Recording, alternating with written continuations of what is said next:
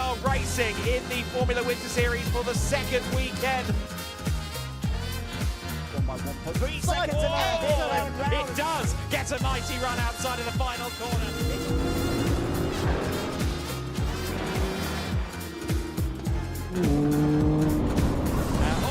Danny Sufi loses it into the first corner. We are underway and racing in the GT Winter Series, but already.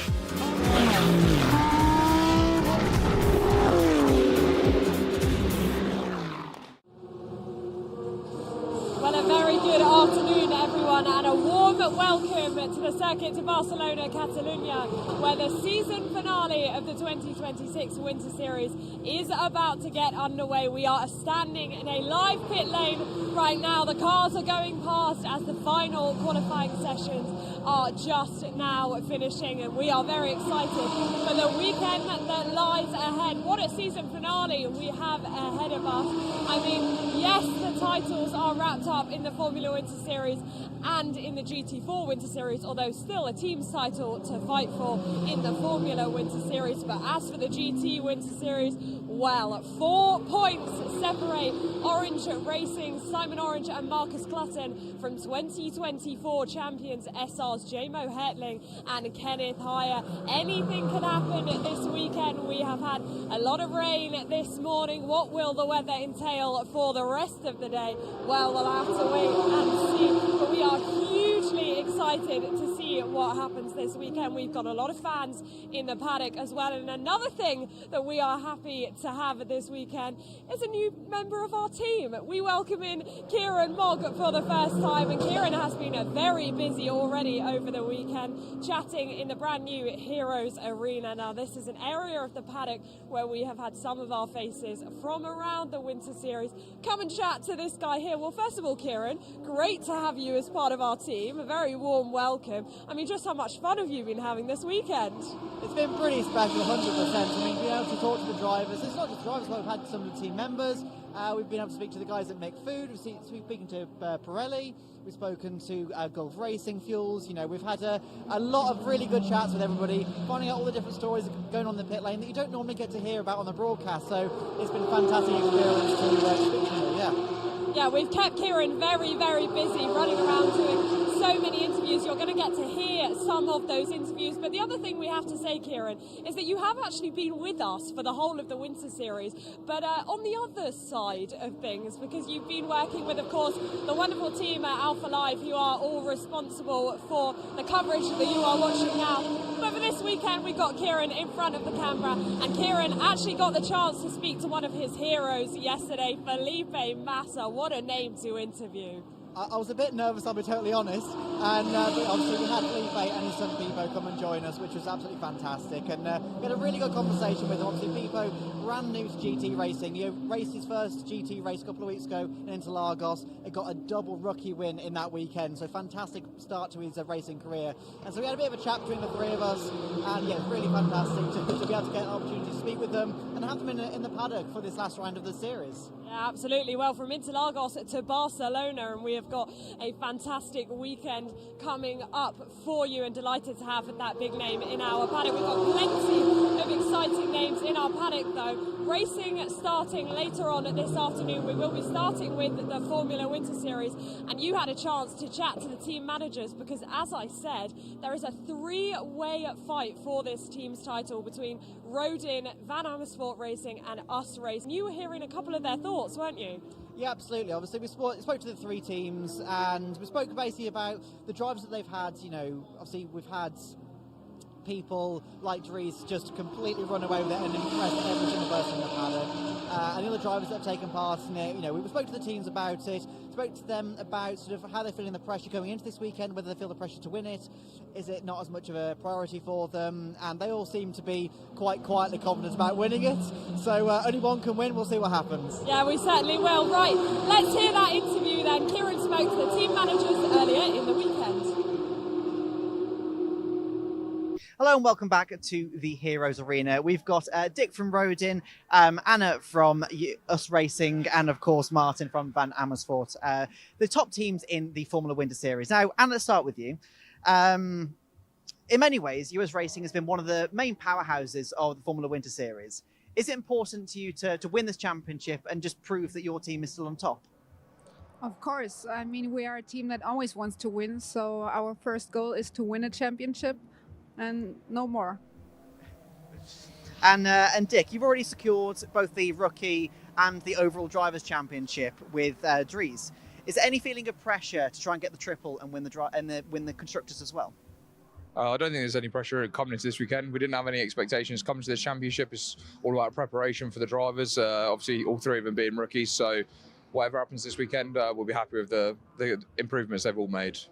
Perfect. And Martin, VAR team is slightly further back in the points.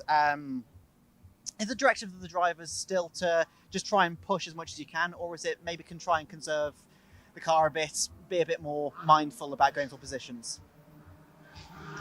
No, I think they should always push. They are also still fighting for their own championship, although we cannot win it anymore with the drivers, but there's still a second place. Absolutely. And of course, this year has been one of the most toughest years of competition we've seen so far in the Formula Winter Series. Has there been a particular highlight for any of you? This is a question to all of you. A particular highlight that you've had throughout the year so far? The dry sessions here and in Valencia. I think for us, it's got to be race 3 in Motorland. I think all three of us, we each had a car at the front. It was a great last lap. So, and obviously, it's the way we won the driver's title. We had many highlights, good ones, bad ones. I think one of the highlights were last week when one of our drivers, Savinkov, got P2 coming from P22, I believe. I think that was really cool to see. And of course, all the wins we had, the podiums we had, and starting with new drivers this year. And of course, you mentioned last weekend in Aragon, the racing there was nothing short of phenomenal. Were you watching with a little bit of concern about how hard the drivers were pushing and fighting each other? No, I think that's what we're all here for. We're good racing, as long as it's clean and it's fair. That's what we all want to see, really. Yeah, I think for us the same thing. Of course, there is some excitement at the pit wall and you're looking, and sometimes, yeah, you are a bit concerned, but this is how it should be. Absolutely. And final question to you all. Obviously, the Formula Winter Series is very good for getting your teams and getting your drivers ready for the forthcoming season. How is it for not only developing the drivers, but developing the mechanics, developing the car ahead of the rest of the season? Yeah, I think this is a nice way to start. I mean, you can go testing, but yeah, it's good that they start with racing already and that they're fully prepared for the whole season that's coming up. No matter how hard you try to simulate a qualifying session or a race simulation on a test day, it's never quite the same as actually doing it for real. So I think the preparation as a team all round is really great. I agree. I think the preparation for all of us was really good this year. We had lots of rain. We normally don't have, especially us in Italy, we don't have that much rain. So I think we got good preparation for this. We had a tough schedule, so we had back-to-back races. We started already on Thursday. So it was good getting into it with all the race action and driving time we had. Perfect. Well, Anna, Dick, Martin, thank you very much for joining us here in the Heroes Arena.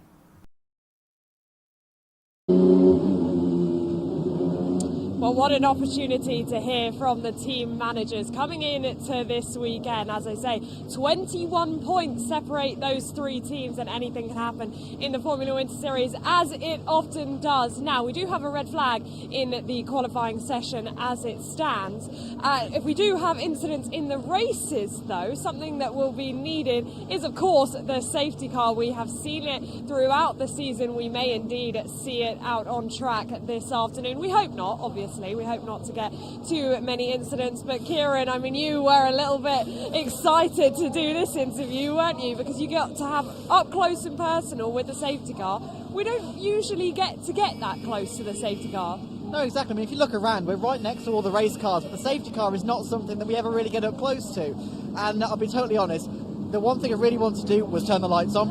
And so I'm really glad I got to do that, but you'll see that in a second. Yeah, Kieran has been having so much fun talking to so many different individuals from around the paddock. He was a little bit of a kid in a candy shop with the safety car. As he rightly said, he got the chance to turn on the safety car lights and hear all about what it takes to be a safety car driver. Let's hear about that now. Hello and welcome back to the Heroes Arena, and as you'll see, we're stood in front of the GEDLICH safety car, and it's maybe a car that you don't know all that much about. Yes, okay, we see it a lot in the races, but let's actually have a deep dive into it and show you exactly what it is. So, it's a BMW M3 competition touring the estate. It is... It's a 500 horsepower from a twin-turbo 3-litre straight-six engine, 0 to 60 in about 3.6 seconds. By itself, it is a very, very quick car. Of course, when you compare it to the race cars that are out on track, it looks a little bit slow. But what's really interesting as well, if you take a look in here, is the car is actually... It's standard. It's not a race car, it is just a standard road car. And what you'll find is that you'll see this car out on the public roads driving to and from the events. So what they have to do is they have to take the lights off of the car. So you see these roof bars are mounted on like this, and they can just take them off whenever they need to drive it on the public road. So let's have a quick chat with our race director. And so, Dino, if I can just get you in here a second. So this is Dino, the race director. Let's first talk about the communication between race control and the safety car. Is it you that does it directly, or do you have somebody that does it for you? Hello.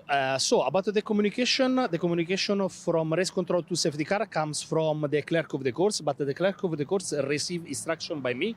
So I'm in charge to deploy the safety car, and we are in radio contact with the safety car driver and the observer to give him instruction about when he need to go on track. After that, we show the boards and flags, and about the speed. And another most important point is about the racing line. What I mean, sometimes we ask to the safety car driver to stay on the right side or left-hand side approaching one turn, because maybe we have a recovery vehicle or marshal on track just to protect them.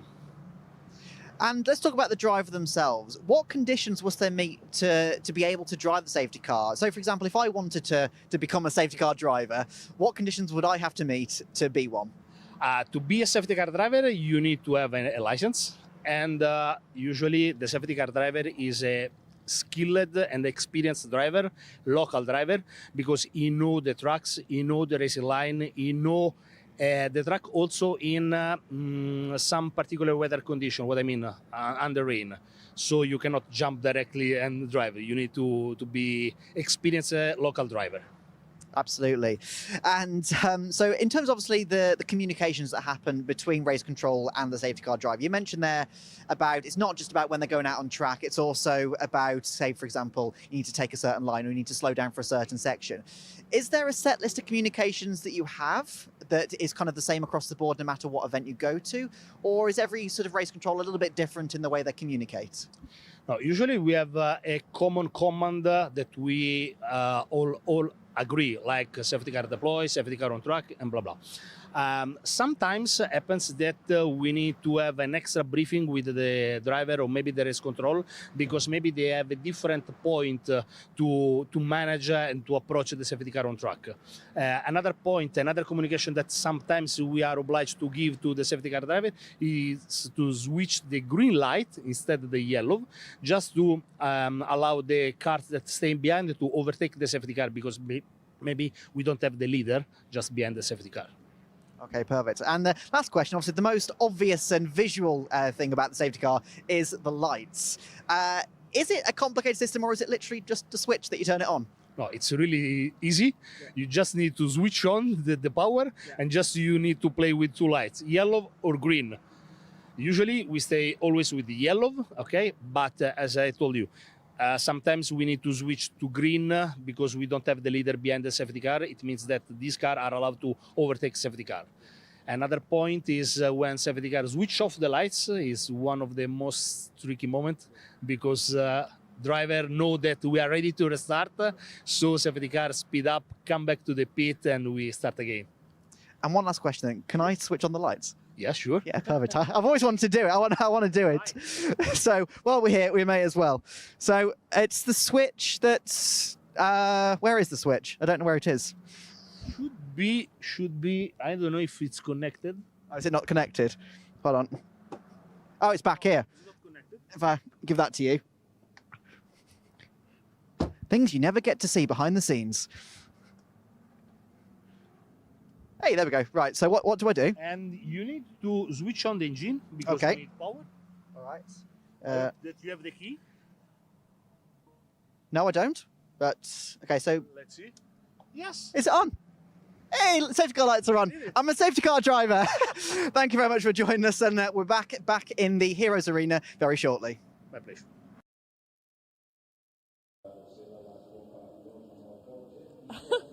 I tell you what, Kieran, we are giving you all the best jobs, aren't we? I mean, I don't think I've ever seen a smile that big on your face. That looked like a lot of fun. I did have a lot of fun. Obviously, I had to get all the sensible questions out of the way first, but then I was like, can I try it, please?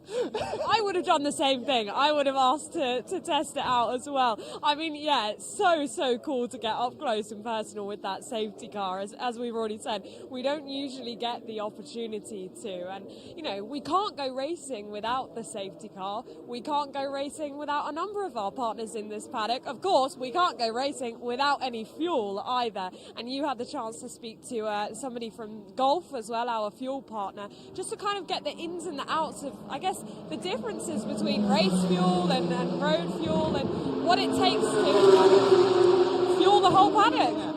I mean, I don't know about you, but I've never personally driven a race car, so I've got no idea what needs to go into it. I know it's something about the octane, but that's as far as my knowledge extends. So basically, it was just a case of, right, tell me about it. I don't understand, and I'm sure lots of people at home don't understand as well. If you've never driven a car, if you've never been in the paddock, it's something that you're not going to have that knowledge of. And so it's very interesting to find that out, and obviously massive thanks to Gulf for being able to show us around it. And that is the point of the Heroes Arena, isn't it? I mean, it's to take you behind the scenes and show you these stories, things that we, as I've said many times, don't often get to see, but also things that we want to understand a little bit more about. So like the fuel, like the tyres, like the safety car, because ultimately there are so many people behind this sport that means that we can go racing. There's so many different elements that means that we can have these wonderful cars out on track behind us. And that's been exactly Kieran's job, is to get those stories. Right, let's hear about the fuel then and see what keeps these cars fueled all the way through the weekend. So we're back here again in the Heroes Arena with Thomas Cavall from Gulf, and we're talking about fuel. Now, fuel is one of the most important and yet, for a large part, most unknown quantities in a racing paddock. So let's start with the basics. What's the difference between race fuel and the normal road use fuel that we put in our own cars? Hello, my name is Thomas Cavall and I'm responsible for market development in Pro Energy Fuels and Gulf Race Fuels for Europe. The difference between pump fuel from the station and the fuel we are delivered to the paddock here is performance. Octane number, which is 101 above, compared to pump station 98 octane, brings more performance, but beside of this, we have quality, which is every time the same. Fuel from the drum, which we deliver to the paddock, is all the time the same. And obviously, you bring a lot of fuel with you for a race weekend. How much have you brought for this weekend, for example? This weekend we brought around 20,000 liters, and that's a huge quantity. We brought that in 250-liter drums from the Rotterdam facility where the fuel is produced. Fuel truck arrived today, and the fuel is already delivered to every single team on the paddock. And when it comes to developing the race fuel, what are some of the key components that has to go into it to make sure that it's A, compliant with the cars, but also B, good for the performance of the cars? Yes, from the beginning we have to look at the regulations, FIA regulations, for example, and then we are trying to bring the best performance to the engine.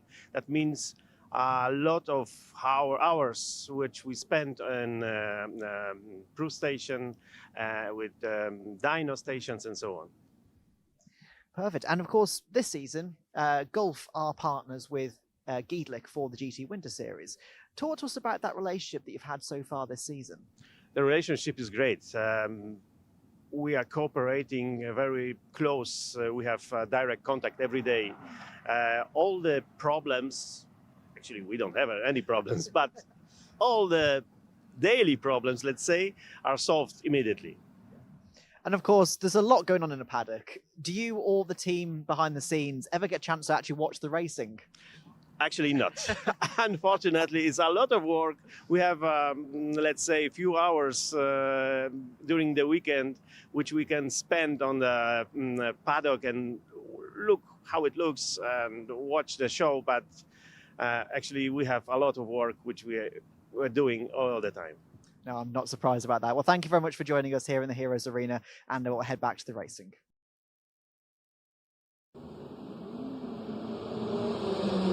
Well, welcome back to the pit lane, and we are going to be getting racing underway very, very shortly. But Kieran, you've been mighty busy. Give me a highlight. What has been the highlight of all these interviews? Because I think you must have done at least 20 interviews over the last 2 days. I've done a fair few, yeah. I mean, I'd be silly not to say, like, Felipe Massa, obviously.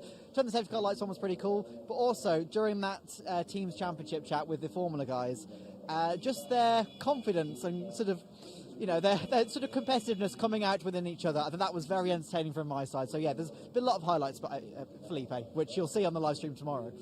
Yes, indeed you will. Make sure you stick around for today and tomorrow. Well, we have got the Formula cars just about to enter the pit lane, and the racing is going to be getting underway very shortly. As Kieran said, you know, the competitiveness coming out between these three teams, and all three teams fighting for the team's championship will be starting in the top 5. So we've got an incredible race coming up for you. We've got the first race of the Formulas, then the GT4s, and then the GTs. Boys up in commentary, this is going to be a good day.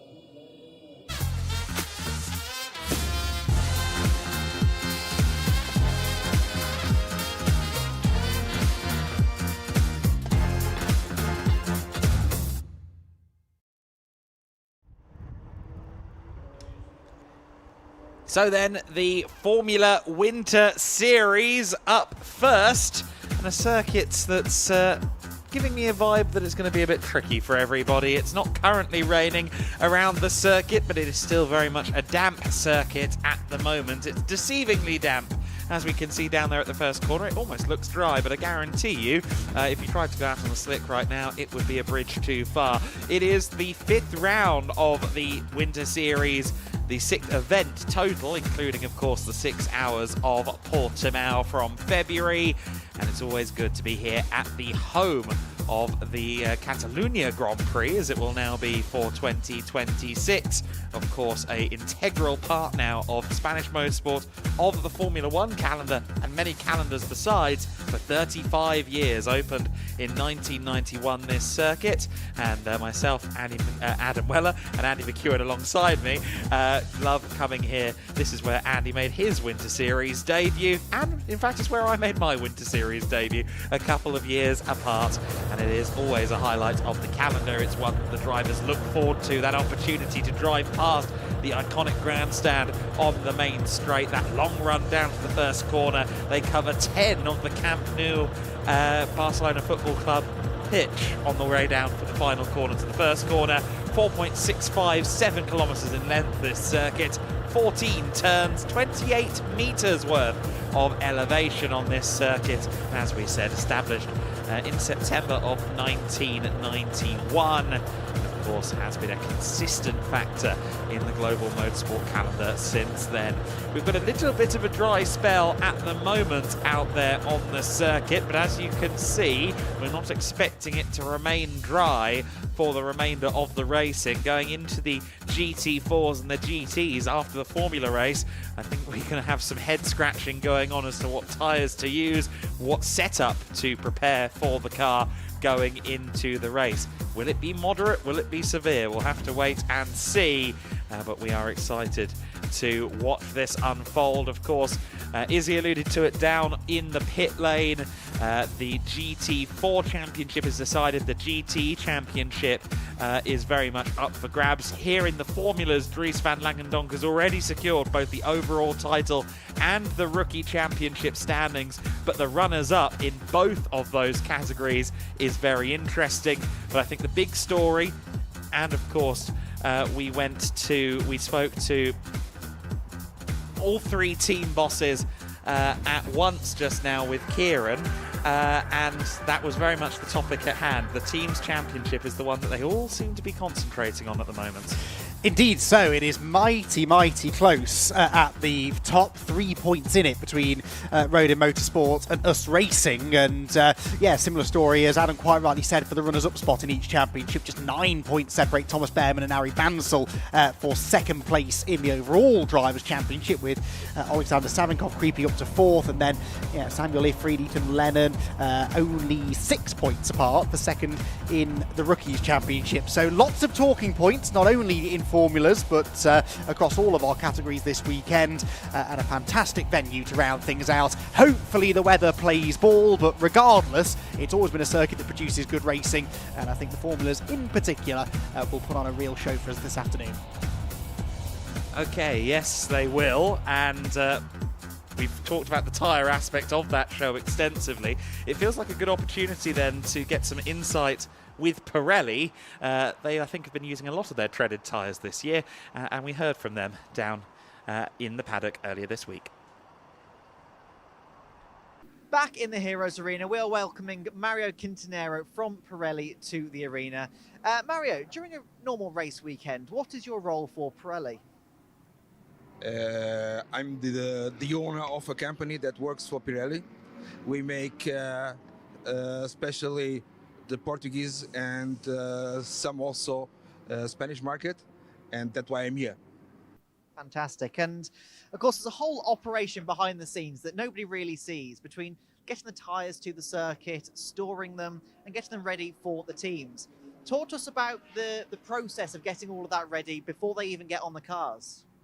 Okay, these events with GEDLICH is a little bit complicated, more than the normal ones, because we receive orders, we just received orders yesterday, so it's not easy to get all the tires on time. We normally the orders must be closed, let's say 2 weeks before, to have a normal process from order the tires to get the tires here. So do you normally bring an additional however many tires to an event just to make sure that you've got enough to cover the team's orders then? Yes, normally the calculation that we have always is, first of all, we have one set of wets for each team, extra, means spare. And then we have a calculation about between 50 to 20% more tires that the orders. This is normal. And so in terms of numbers, how many tires do you bring to an event? So for this event, Barcelona is something special, because here we have a lot of other races. So I mean, a lot of teams are coming here, not only for race, but also for testing. And only for GT3 and GT4, we have roughly 1,500 tires here in stock. That's quite a lot, isn't it? And so between the testing and between the racing, between the qualifying, between all the different categories that you provide for, towards the end of the weekend, you have a lot of used tires. What happens to them? We the used tires, we send them back to Portugal, and we have so today's Friday, and we have already sent 2 full trucks back home. They are not destroyed. We have in Portugal there's a special treatment. All the tires that you buy, you pay already a certain amount. It's very low, €1.40 something, and this tire go back to the closed circuit. That means the tires will be recycling again. Fantastic. It's fantastic to know that they are going to be recycled, to be used again, hopefully on some race cars later down the line. No, they normally they use for mixing with the tarmac. I know, and then other products also, not for race again, because they will be destroyed by recycled.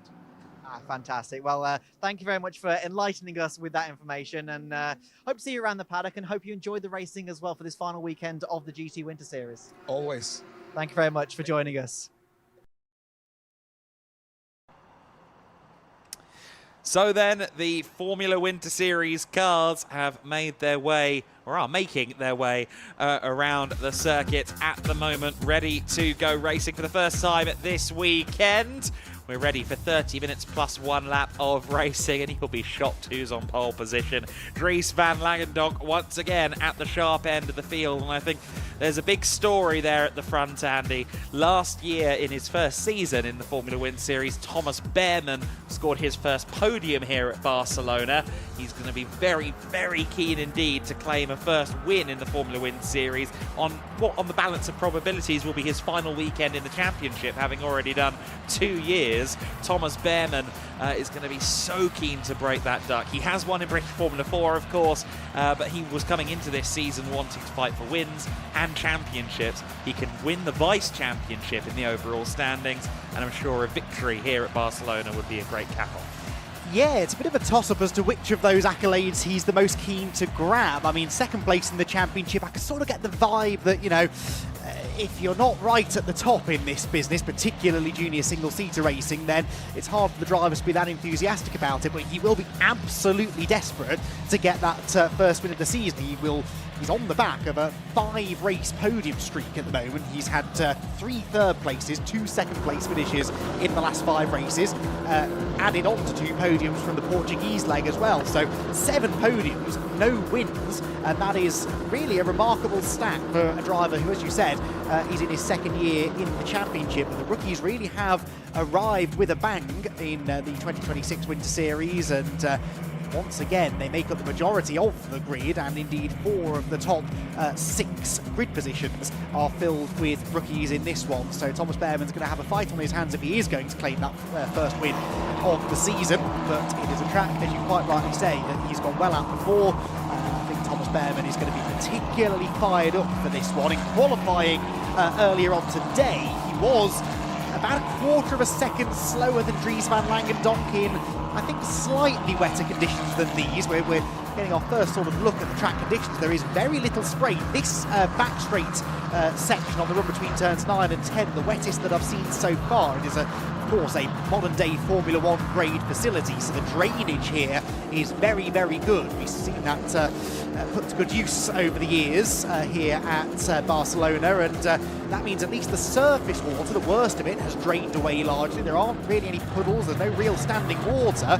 Again, I'm not anticipating a slick tyre is going to be the tyre of choice at any point in the next half hour or so, but I think these wet Pirelli tyres, the drivers are really going to have to manage them, look after them, and make sure they've still got some grip potentially in the second half of the race. So lots for the drivers to juggle here, and lots of intriguing storylines to play out. Thomas Behrmann, we mentioned, wants that first race win, wants that second place in the championship. The man he's fighting is Arie Bansel, and he starts not far behind, 4th on the grid for us racing. So that battle, I think, is set to take our attention pretty much from the drop of the green flag. And in conditions like these, there's always that question mark, that X factor of will somebody try something further back in the field. I still think it's a bit too early for the slicks right now, but we saw drivers such as Chiara Batigue, of course, take huge advantage of a roll of the dice and a good decision going into the 3rd race at Estoril. And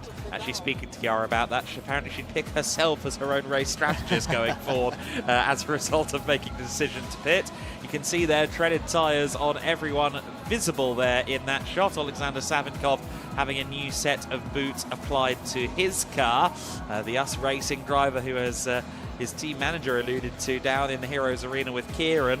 Outside the top 20, 21st on the grid, and managed to finish in 2nd place. One of the drives of the season. And I think Alexander, when he's been doing well, he's been doing very well, because let's not forget that Estoril race we referenced, race 3, that was his first win in F4, and that was, again, a very impressive drive. It was indeed. He's really been a little bit stop-start, hasn't he, this season? He had that win at Estoril, got 1 podium finish at Portimao, 2nd place in race 3, and then didn't return to the podium until that fantastic fight through the field last time at Aragon, from 21st on the grid to 2nd, as we've well documented. So Savinkov looking for a bit of consistency now, albeit at the back end of the season. He is starting 7th, so the US Racing driver towards the pointy end of the grid, certainly closer to the front than he was this point last week, and he'll be having his eyes set firmly towards the front of the grid.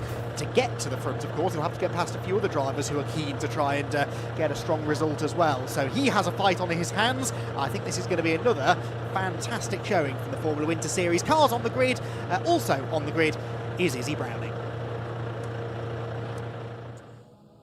Oh, you're absolutely right, Andy. I'm very, very excited for this race. Of course, the team's title to be decided, as we have been saying.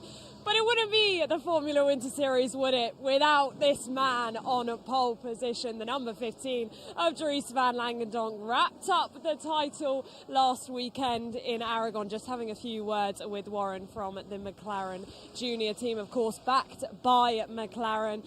And he's taken a triple pole to end his time here in the Formula Winter Series. But he wants to complete that and take the wins. And, of course, the team manager will be hoping that Rodin can take the team's title as well. But can this man here get a win? Well, we'll have to wait and see. Thomas, you got a podium here last year, your first podium in the Formula Winter Series. A real chance to end things on a high. It's a track that you do pretty well at.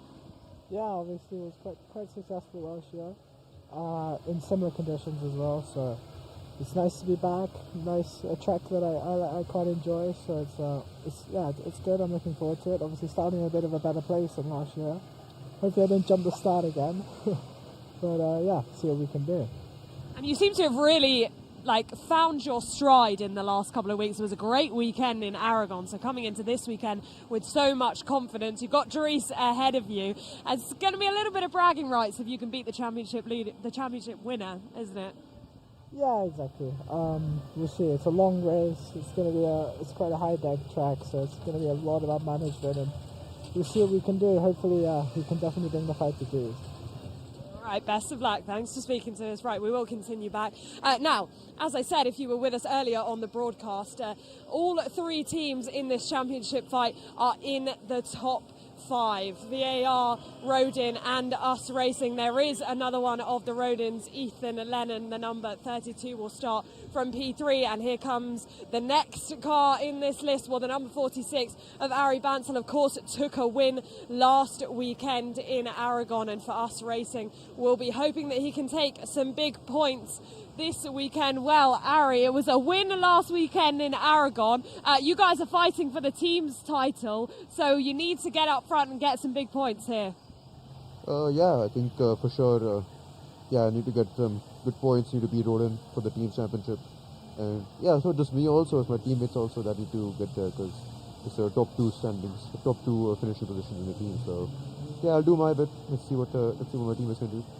Have fun. Best of luck. Thanks for speaking to us. Right, well, we'll continue back because I want to try and see as many cars as we can. Now, if you've been with us before in the Winter Series, you'll know that Barcelona has a little bit of a last day of school feel to it. I mean, these drivers often throwing caution to the wind in their final race weekend with us. The number 77 of Alfie Slater comes next. That is all three Rodins. Well, they're starting one behind each other. We've got a line of Rodin cars, and the Rodin team will certainly be feeling a little bit nervous before this and hoping that their drivers can take a clean start and all get up front. We'll see what Dries van Langendonk can do. He'll definitely want to keep winning in the championship. Just because the title is wrapped up doesn't mean that the winning is done yet for Dries van Langendonk. And to round out our top 6, we have a newcomer to the championship in Timo Youngling with the Campos team. Let's see what he can do in his first weekend with the Formula Winter Series. Let's see what happens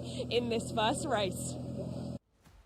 Nexano, on the path to becoming the world's largest independent business community. We connect entrepreneurs, experts, and decision makers across industries and across borders. In our digital ecosystem, people share knowledge, learn from each other, and grow together. Companies and talents gain access to relevant contacts, resources, and innovative projects. Our community stands for transparency, trust, and sustainable economic success. We create space for inspiration, collaboration, and new business models. Nexano, shaping the future of business networking, global, digital, and accessible to everyone.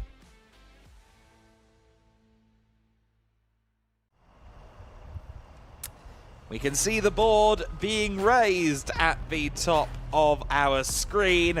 We are ready to go racing in the Formula Winter Series, and the front row will be an interesting one. Dries van Langendonk for Rodin, the current team's points leaders. Thomas Behrman for Van Amersfoort Racing, the team that has to do the most work to try and win this team's championship this weekend. Ethan Lennon alongside Ari Bansal on row number 2. Bansal looking to make up for a difficult weekend in Motorland Aragon. Alfie Slater, 5th position, alongside Timo Jungling on his single-seater racing debut for Campos. What an effort he's put in so far. Alexander Savinkov alongside Leon Hedfors on row 4 of the grid, and rounding out the top 10 on row 5, Platon Kostin along with George Proudfoot-Nalder, who I think turned quite a lot of heads in his AKM car a couple of weeks ago. In fact, 1 week ago. 11th and 12th on the grid, Levian and Samuel Ifrid. Ifrid looking to get more points on the board this weekend. Max Kamalander along with Alexander Chartier, 13th and 14th on the grid. You see all of those purple slots on the grid, incidentally. All rookies, very rookie heavy at the top. Teo Borenstein and Oscar Repetto on row 8. Georgi Zazov and Arjen Kraling looking for a second win of the season before the end of the year. Pedro Lima and Andre Rodriguez next up in 19th and 20th. Victor Paulsen and Marcus Silkunas, 21st and 22nd. Then it's Chiara Batigue along with Ludovico Busso, 25th and 26th place, Ginevra Panzeri and Noah Killian. And then towards the back of the field, it will be Vittorio Orsini with Eric Poulsen in the 54 car, rounding out the 28 cars set to take the start in this race. It's going to be hectic. We've got the fewest cars we've had on the grid this season, and when that number is 28, you're doing quite well as a championship, but it's still going to be very, very hectic through turns 1, 2 and 3 in these slippery conditions. I think we're going to see drivers really fighting for real estate through those corners, and I imagine we're going to see a few people taking that runoff area that exists at turn 1. I suspect you're probably right, and that in itself is not necessarily a drama, but it's how they then rejoin the circuit exiting turn 2 that can occasionally cause trouble here. We've seen that in the past, but I'm sure the drivers will have that in their mind as they approach the grid slots now ahead of this first race of the weekend. We don't expect rain during this race, so the track is only going to get drier over the course of the 30 minutes, provided that weather forecast we saw at the top of the show is accurate. As I said, I don't think it's going to dry out completely, but you really do have to manage those wet tyres, keep them underneath you, especially if we do get a late safety car, which I would say there's a reasonable likelihood of the safety car appearing at some point during this race. You need to make sure you've got the rubber underneath you to be able to fight for those positions in the latter going. So another fascinating race in prospect here, and as we've documented, still plenty of battles to be settled over the course of the next half an hour. Well, in fact, 3 races here this weekend.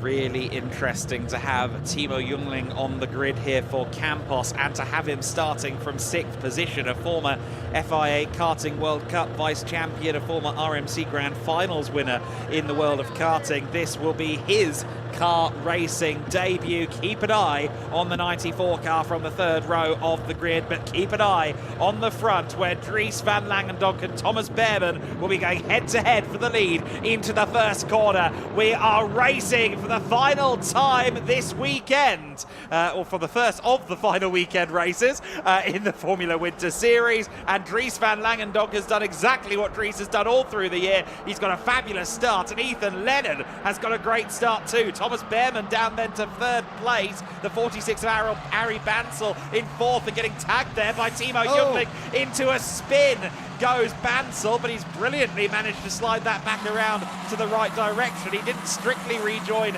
in the way he was supposed to, the rule book there, but we'll have to wait and see whether that gets voted on, talked about in the race control in any capacity. Jungling remains in 6th place. Savinkov has moved up into 5th position. Lots going on behind Dries van Langendonk, but again, DVL knows when he needs to get a good start, and he did exactly that there. Well, disaster for Mansell, remember, third in the championship, only 9 points behind Thomas Behrman, so that was another one of those battles that we really were focusing in on in this race. So, oh, another one off, that's the 11 car of Oscar Repetto through the gravel, doing his best to dig himself out. He's not the only one. Another car pointing the wrong way. We'll try and ID that car in a moment or two. But yeah, disaster for Mansell, dream start for Van Langenbach. Not only did he hold the lead off the line, but the fact that then Behrman and Ethan Lennon spent the first half a lap trading second position has allowed him to get away, except none of that matters because rather predictably the safety car is being scrambled. Arjen Krelling, I think, was the closest US Racing car to Repetto, and it didn't look like an US Racing machine, but actually the 62 is there. We just saw that in the previous shot, but it didn't look to me like an US Racing machine. We'll keep an eye on that. Noah Killian has not come through the second sector split, so I wonder if it could have been Noah. We are under safety car conditions then for the first time, and well, frankly, Andy, we have seen through the morning quite a lot of red flags, quite a lot of people taking trips to the gravel or to the runoff area, and that was the case in the Formula Winter Series qualifying as well. So we have this suspicion that there would be these safety car periods. I think for Dries van Langendonk this is going to be very much, I suppose, drills for safety car restarts, because I suspect that there's going to be more than one this weekend, and the smart money says Dries will be leading more than one as well. Yes, I would not argue against that. He'll be a little disappointed to have lost the cushion that he built up halfway around that lap, but as you said, he's managed a few safety car restarts already this season. He knows what he's doing, and he will look to try and build that margin again. Of course, it's such a long main straight, though, that it does open up the opportunity for slipstreaming on that restart if you don't immediately pull a gap on the second place car. So we'll see exactly how he chooses to handle that. Where did Harry Bansell end up, by the way? I hear you asking. Well, 14th is the answer to that question. So Harry Bansell with a lot of work to do. Harry twice a winner this year. They were his only two appearances on the podium, remarkably. The wins that he had at Portimao and Aragon, the first race of the weekend at Aragon, last time out, his most recent podium visit, and they were both top step visits. That's coupled with quite a lot of top sort of half dozen finishing positions, even if they weren't podiums. A bit of consistency for Harry Bansell has put him into this fight for the vice champion spot, but that's fortunately taking a bit of a knock, as indeed did his car, on that opening corner of the race. Yeah, that was a little bit of contact. We'll see if it's contact that has a cause for concern. There's unfortunately Noah Killian's car being recovered, the number 13 machine. The US Racing driver was in the wars, of course, at Aragon as well. A couple of instances of contact and damage. He'll be hoping for a clean run on Sunday in order to kind of leave the Formula Winter Series with good momentum, and in a lot of ways that's why this weekend is so critical, because frankly you need that boost at the end of the year. You want your good weekend at the end of the winter season to prepare you nicely for the summer. I just want to make a point quickly while it's frankly on my mind. Timo Jungling in the 94 car as a new driver for this weekend. He does not score points in the championship, nor does he block points in the championship. So with Jungling currently running 6th and Levi Arndt currently running 7th, Arndt would score points for P6. That also applies to the team's championship, as I understand it. So bear in mind that the Campos driver will not be scoring points for Campos in the race, and indeed anyone who's behind him from any of the other teams will be scoring position 1 greater than they will actually have on their timing screens. He is the only new driver for this weekend, the only first-time driver for this weekend, so it only applies to Timo Jungling. Okay, so invisible as far as points are concerned, but very much likely to be a factor in these races, I think, isn't he? Running 6th position, held that grid position off the line, and Timo is really impressing this weekend. Campos, of course, a hugely experienced international single-seater racing team, so he's found a good home there, and fascinated to see what he can do over the weekend. A podium is not off the table for Timo Jungling on current evidence anyway. So lap 2 in the books behind the safety car. I would hope that this lap that we're beginning now will be the final safety car lap, at least of this safety car period. Dries van Langendonk will already have his attention turned towards that restart. When does he choose to accelerate? I suspect he'll want to go early rather than late, but needs to make sure, as I said, he gets that jump over Ethan Lennon and doesn't give Ethan the opportunity to get much of a slipstream down the main straight. Ethan, another driver, gunning for a first victory of the season. Of course, this is his first season in Formula Winter Series, but he is winless so far, has in fact the best finish of third. He's finished third twice this year, once last time at Aragon, once at Portimao, so already on course for a season best finish. But another driver very, very hungry for a race win. And if he's going to win this race, he'll have to get through our champion, and that will make it all the sweeter if he can achieve it.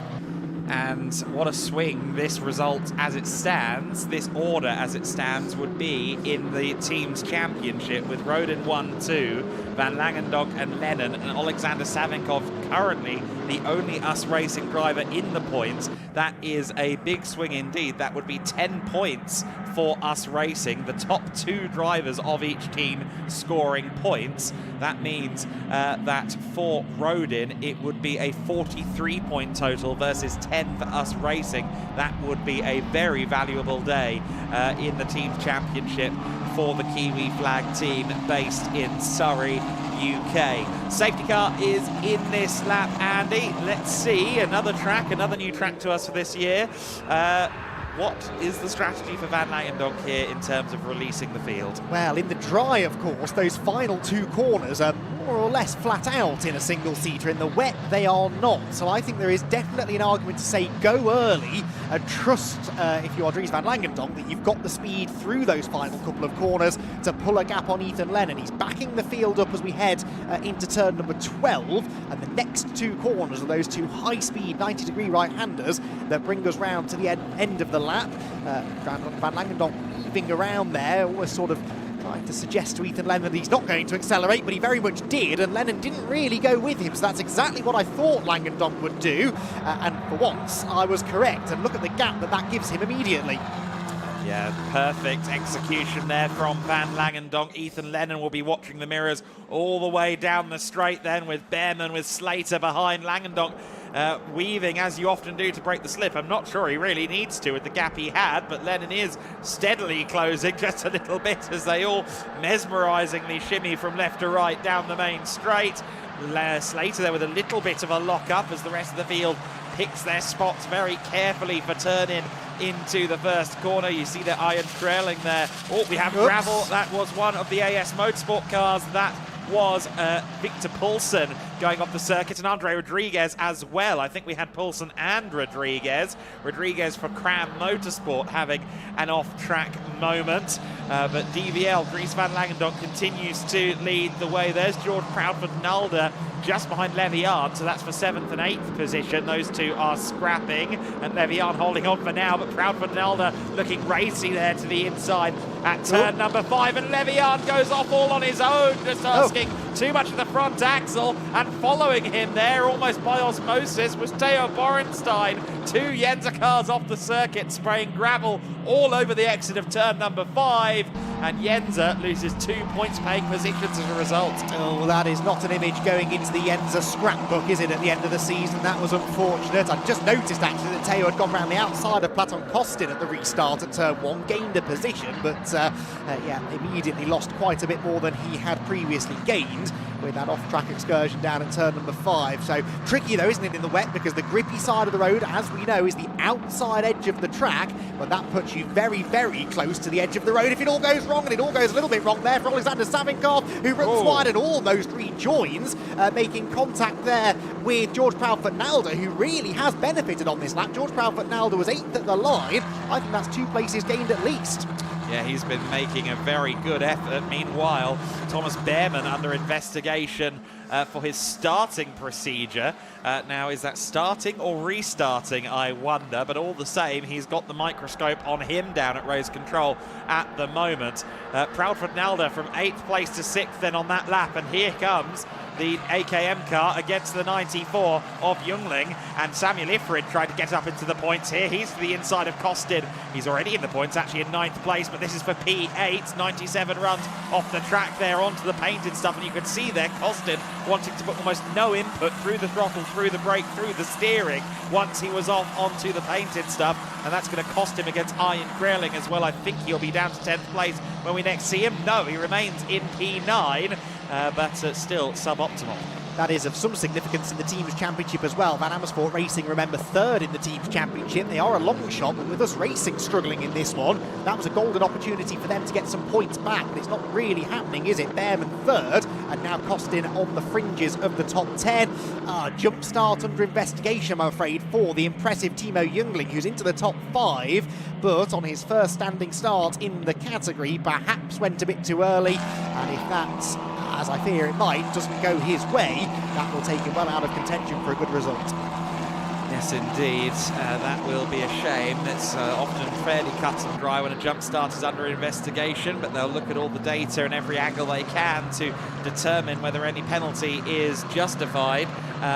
There is a good battle going on here between Youngling and Proudford Nalder, but will it be for 5th place, for Youngling at least, if a penalty is handed down? Savinkov looking under threat here from Samuel Ifrid. I think that off-track moment may have slightly given Savinkov the heebie-jeebies, and now he is under firm pressure from the Cram driver Samuel Ifrid, who's really been impressing me this year, and he still doesn't know what he's going to do in the summertime. No, he doesn't. Alexander Savinkov doesn't seem to know what the rear end of his car is doing on corner entry. Really fighting a lot of turn-in oversteer is the number 17 car. George Proudfoot Nalder, though, clearly has his car underneath him. He's up the inside of Youngling now, and this is for a position in the top 5. Couldn't quite get it done into turn 1, but George Proudfoot Nalder continues to charge forwards on another very impressive outing from the nearly man of Ginetta Juniors last year. Really should have won a race last year, George. Came very, very close. Came within a corner of winning at Donington Park in dominant fashion, only for his engine to blow. A very un-Ginetta-like thing with one turn remaining. He was several seconds ahead of the rest of the field and heartbreakingly fell short of the win. But now in his transition to single-seater racing, he is proving the talent that he has. He's putting all sorts of pressure onto Youngling. There was almost a gap to the inside at turn 5, but sensibly, I think, he backed out of that one. Yes, Timo Youngling has a 5-second penalty for a full start. That's taken less than a lap to come down the pike, so that was a very quick investigation. All the same, Proudfoot Nalder is going to want to get past the 94 before Savinkov and Ifrid arrive on his gearbox. That's why he's looking to the inside here at the unlikely overtaking zone up at turn 9, and a bit of oversteer there. He did very well to catch that and not end up tagging the side of Youngling. Proudfoot Nalder is trying his best to be on the move. Meanwhile, at the front of the field, Dries van Langendonk very much on the move. I remind you, we're not yet halfway through the race. We've already had a safety car restart. We're only a couple of laps post safety car restart, and already the gap will be up over 3 seconds when they come across the line next time by. Samuel Ifrid continuing to scrutinise Alexander Savinkov, who runs just a wheel onto the gravel there. That will have cost him a bit of momentum. Ifrid trying to find the wet line around the penultimate corner. Not going to succeed there, and he's now going to be under pressure from a couple of the other drivers behind. And Chiara Bentig off the circuit. That may well hand the lead in the female trophy to Ginevra Panzeri. Well, except Ginevra was already in front of Bentig, actually. Oh, that wow, had just changed hands, I think, last time by. Here comes Proudfoot Nalder, nosing ahead now of Youngling on the outside line at turn 1. That should be the preferred line. It's a dangerous place to be. So easy to tangle wheels. He climbs the curb, gets the place, and slides across the nose of Timo Youngling to make sure he's on the preferred line into turn 3. That really took some doing, though. George Proudfoot Nalder had to really fight his way by. Now he's in clean air, though. I reckon he might well have the pace to get away, and just in the nick of time, because as you mentioned, Adam, all of this queue of cars behind, we're getting closer and closer by the corner. Yes, they are, and it's really good to see these guys dicing for every points place. Of course, everyone wants to be that one spot higher in the championship if they possibly can, and for Samuel Ifrid, it's also a matter of wanting to try and hold on to vice championship status in the rookie class. Ethan Lennon currently running second overall, only 6 points back from Samuel Ifrid coming into this weekend in the rookie standings. So Ifrid is going to need to climb his way back up into the top 5 really to have any hope of trying to win the rookie vice championship this season. The 97 car of Costin then holding off the threat from Ifrid for the time being. He'd got some past, and then Ifrid was trying to fight back, but for now they remain in station. And look at Harry Bansell down there in 10th place. He will be very disappointed, I think, to have quite so many cars ahead of him. Well, yes, except he is at least making good progress through the order. He's into the points now and ahead of his teammate Arjen Kraling. I just saw this kicking off in the background. That is another US Racing car, Ludovico Busso, pointing the wrong way. There was a little bit of side-by-side action at the back of shot that I'd seen, and unfortunately Ludovico ended up coming out of that worse for wear. Yes, Harry Bansell now ahead of his teammate Arjen Kraling, which means that he is now the second highest placed US Racing car, and he is now responsible for getting some points in their team's championship battle, and I think might have the pace to gain some more ground before the race is done. Yeah, Ifrid and Bansell side by side. Will Bansell make it work around the outside line? It's often liable there to get squeezed out, but he manages to be laser on the brakes and get cleanly past Ifrid on the first corner, or on the run down the braking zone for the first corner.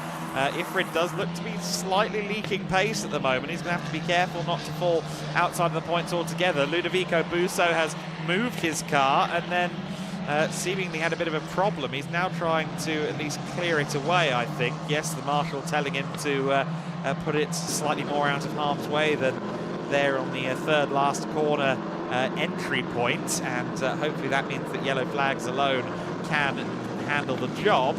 We see there the 62 wiggling around there underneath its driver. That is, of course, one of the many US Racing cars. That is Arjen Kraling dropping through the field as well. Both he and Ifrid, I think, maybe have a slightly more dry-geared setup, because both of them seem to be struggling just a little bit. Vittorio Orsini off the circuit in the 88 car. He takes a visit to the gravel.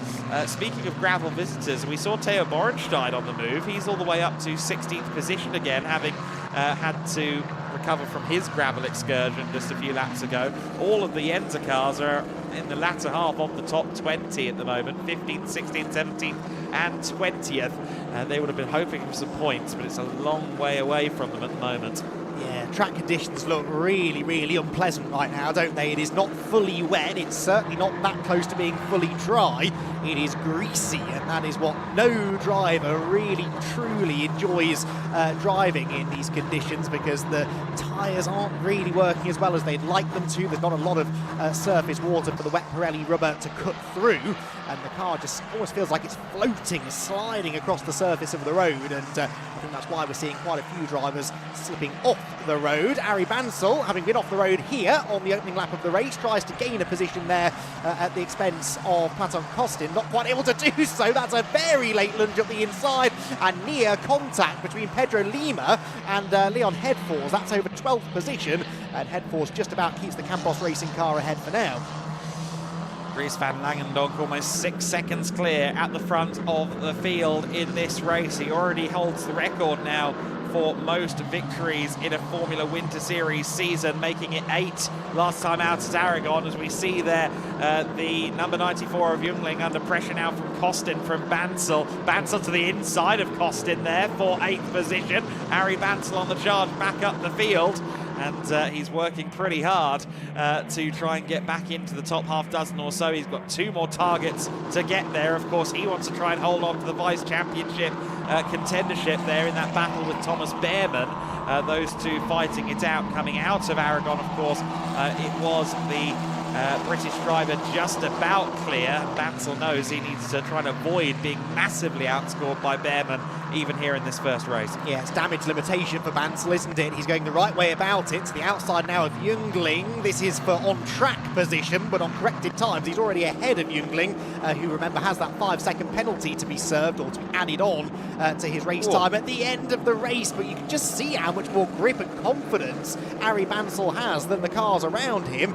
The trouble is there is one definitively quicker line in the wet, and as long as the car in front of you occupies that line, it can be very difficult without driving through them to find a way ahead. Ooh, someone else in the gravel. Now that is a Yenza car, I suspect.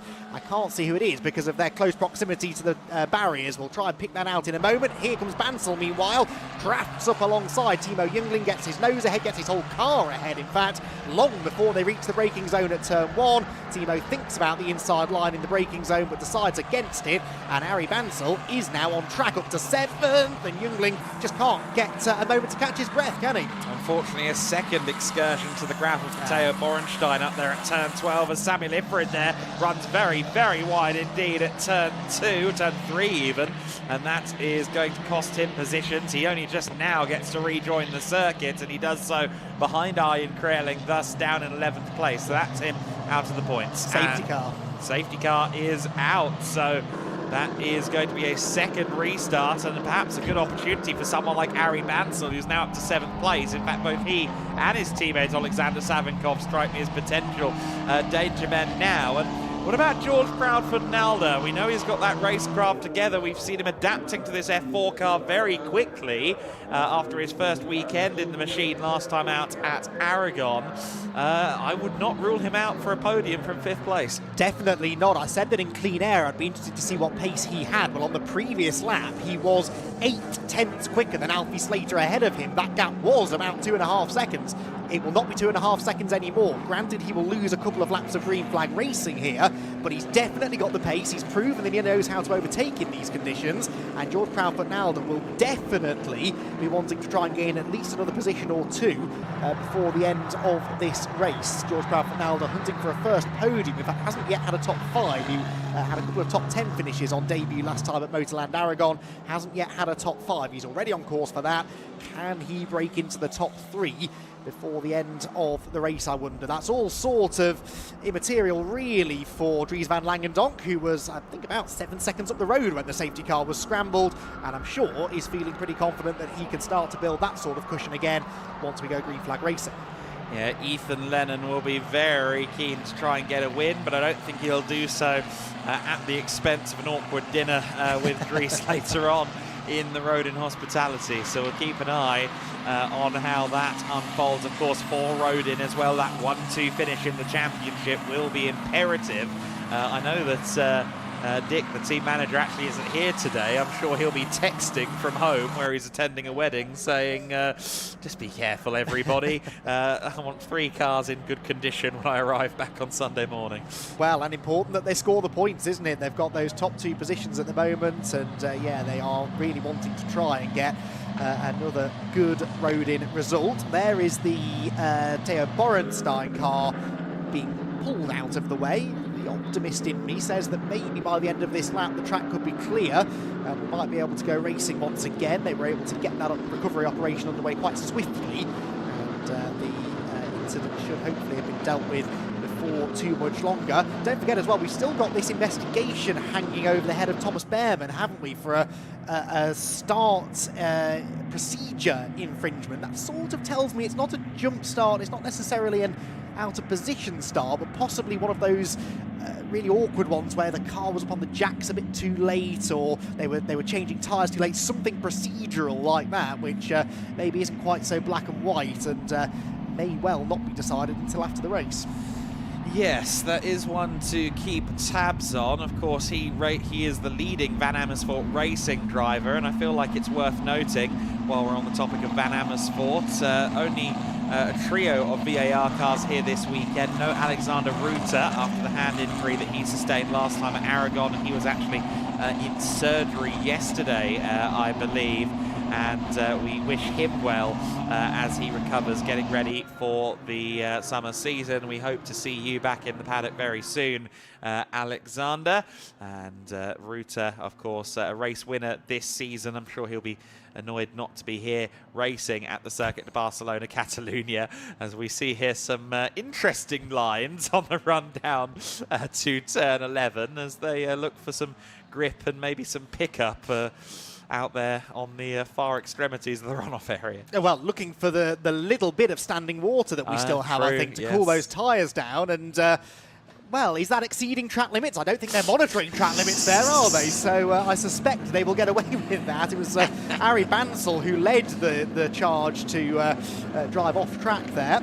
And yeah, he is clearly, as I said at the start of the race, making sure he's got the rubber underneath him at the end in these slightly drying conditions. Teo Borenstein's car actually wasn't that close to a point of safety as I hoped it would be. So one more lap behind the safety car incoming. We will go racing again.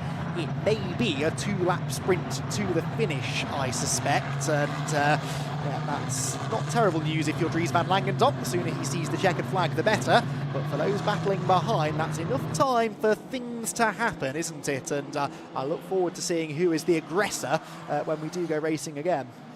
Yeah, that is going to be compelling viewing. I think it'll be 2 laps, won't it? So that's going to be exciting stuff. Of course, plus 1 lap in all of the FWS races. So a little bit extra to handle for Dries Van Langendonk. We've seen it before that drivers have massively stalled out their return to racing speed to make it just 1 lap to go, but unless it's a very slow lap around behind the safety car, I think Dries has no choice but to do 2 more racing laps. Ethan Lennon will be watching on with interest in a race where he could well claim a provisional 2nd place in the rookie standings. Not a definitive one. He won't lock the championship in by any stretch of the imagination, but he is currently certainly on course to surpass Samuel Ifrid on that championship standings. Ifrid currently to score 8 points, Ethan Lennon to score 18, and so it will be a big swing in favour of Lennon as the safety car is confirmed to come in this lap. The safety car will now pick up a little bit of pace, I imagine, to get us around as quickly as possible. And then it will all be on Dries once again to control the field for one last restart. Yeah, well, they crossed the line with about 3 minutes 40 left on the clock, and the last lap behind the safety car was 3 minutes 35. So if Dries really does decide to just hold back on the restart, he could eke this safety car period out. I don't know whether he wants to. He probably does quite enjoy every lap that he gets the opportunity to turn out there, but if he did want to ensure this was a 1-lap sprint to the flag, I think it might be I'm getting my maths wrong here, aren't I? 90 seconds for the last 2 corners is ambitious. Yes, I realised when you were looking at me funny, I was saying something silly, not for the first time. So yes, it will be 2 laps then, with plenty of time left to complete the race. Although it was a very slow lap last time by, so anyway, restart incoming, Adam. It is restart incoming. 1 minute 50 seconds plus 1 lap on the cards. And well, we'll see. Will Roden instruct him to try something a little bit different? Perhaps it would be beneficial, of course, especially if Alfie Slater can predict the start well up against Thomas Behrman. He does the polar opposite of what we were speculating, and he goes early. Dries Van Langendonk, I think, caught Ethan Lennon out a little bit there, if anything, so Behrman could have an opportunity, but ditto Slater right on the gearbox of the orange and black Van Amersfoort racing car. And again, let's not rule out George Proudfoot-Nalder from 5th position. Van Langendonk comes across the line with 0.7 of a second over Lennon, but it's a lot more uncertain for Thomas Behrman, or rather for Ethan Lennon, with Thomas Behrman behind. Lennon goes defensive early there, going towards the first corner. Behrman's going to have to work it around the outside, but in these conditions, that might be a fairly easier task than normal. Indeed, the momentum with Behrman, but he goes off the track there. He's going to have to rejoin on the other side of those batons on the outside of the exit. And did he come back through there in second place? Yes, he did.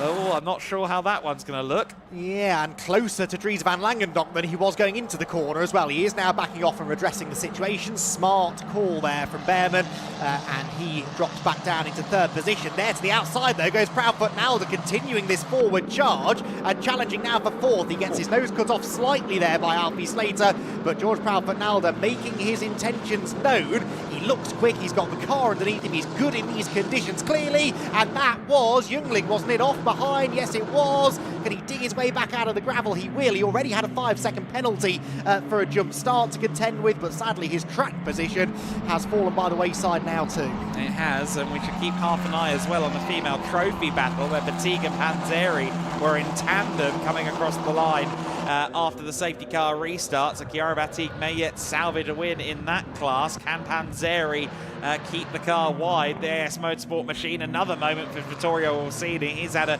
tricky race so far. As we look through the field there, we see that AKM machine of George Proudfoot Nalder. Nalder has been really impressive so far. I think AKM Motorsports mechanics will be smiling, especially those working on that car, saying, look at it, it's hooked up today in his hands. Panzeri and Batig there were fighting it out just in the back of shot. We'll see the red and white car, the Red Bull car making contact. That was Panzeri and Batig into each other just before the final lap begins, and Batig's hopes of a female trophy win fall by the wayside. Ethan Lennon making corners where there aren't any there. The slalom, it's a bit like the Autodromo Hermanos Rodriguez when NASCAR went there, snaking between the lines, and Lennon holding on to Behrman through the first corner. A bit of an oversteer moment there for Savinkov from 7th place as well. Behrman looking racy, but Lennon seems to just about have enough to hold on. Yes, for the time being, but still the best part of a lap to go. Dries van Langendonk's just on another planet, isn't he? Look at the lead that he's got, 2.3 seconds, and gained 8/10 on them in the first sector alone on this lap. That's only 3 corners. I don't really know how he does it, but that's been the story of the season, hasn't it, with DVL. The battles behind those still raging on. Behrman trying to get back on terms with Lennon, and George Proudfoot Nalder looking for any opportunity to get alongside Alfie Slater and steal this 4th position away. He's got Harry Bansal, though, coming up behind him. Now, Bansal, remember, has been really pacey in this race too, desperately trying to claw his way back through the order. Major drama, though, for Thomas Behrman, a 25-second penalty for that start procedure infringement. That is massive for his hopes of 2nd place in the championship, and it doesn't help VAR in the team's championship either. Not in the slightest. They'll be very close to being eliminated from mathematical contention. In fact, I think they will be eliminated from mathematical contention from the championship in the team standings. That is a huge development, with Rodin set to score 43 points and the VAR team set to score 6. I do think they will be out of the championship hunt with only a cumulative 68 points-ish left to go. Van Langendonk, meanwhile, leading the way, turns through the final corner. DVL does it again and extends the record for most wins in an FWS season. Our champion in both the rookie and overall standings wins by 4.2 seconds. Lennon holds off Behrman from Slater. Proudfoot Nalder finishing 5th. 6th position for Bansal, and there you see Behrman falling through the field as that 25-second penalty kicks in on the timing screen. A really unfortunate penalty there for Behrman. They will have checked that procedure and they looked at it for most of the race, so it's a pretty ironclad decision, and unfortunately it takes him well out of the running. We referenced Panzeri. She finished 19th place. Batig finished 22nd. So Ginevra Panzeri wins the female trophy standings, but an all-rookie top 3 and all-Rodin top 3 with Behrman's penalty. Van Langendonk, Lennon, Slater. Only the top 2 drivers from each team are thrown into the manufacturer points tally. But what a start to the weekend for Rodin Motorsport. DVL, Lennon and Slater lock out the podium in the rookie standings, lock out the podium in the overall standings. With the rookie and overall places being the same, we could do 2 podiums at one shot, but I do suspect we'll do separate ceremonies anyway. George Proudfoot Nalder with 4th position. I believe that is the best AKM finish of the season so far, so that is good going indeed from the driver, as Andy alluded to, graduating from Ginetta Juniors. The Aussie racer has put on quite the show in his short tenure here in the Formula Winter Series. But for Van Langendonk, his domination only continues, and you can tell he's having fun with it now, drifting there around the final corners. Thomas Behrmann ultimately classified only 23rd after that penalty. Your top 10, your point scorers will be Van Langendonk, Lennon and Slater, with George Crawford-Nuller in 4th. Arie Bansel up to 5th position at the end of the race there, finishing ahead of Savinkov and Ian Kraling. So Us Racing will score points only for 5th and 6th places, which is 18 points up against the 43 that will be scored by Rodin. So that is a huge push towards the championship from the team based in Farnham. And we'll see whether that's definitive. Well, it won't be definitive for race 1, but it puts them in a very good position to potentially seal the team's championship in race number 2. The rest of the top 10, 2 Van Amersfoort cars, Platon Costin and Pedro Lima, with Samuel Ifrid rounding out the top 10. He also scores 10 points in the rookie championship equation, while Ethan Lennon scores 18, and that will put them with Lennon just 2 points clear of Ifrid going into the next race. So that will be, again, a very tight battle to keep an eye on, the rookie vice championship scrap. We see DVL, Alfie and Lennon sharing in their spoils. I think they'll be encouraging team manager Dick to go to more relatives' weddings based on that performance. Top 3 lockout for the Rodin Motorsport team. And the familiar McLaren driver development program colours of Dries Van Langendonk have made an appearance at the top step of the podium now 9 times this season. What a season DVL is having. 4 races in a row, incidentally, that the Belgian has won at this stage. And that is very impressive stuff. 4 races in a row, 9 race victories total.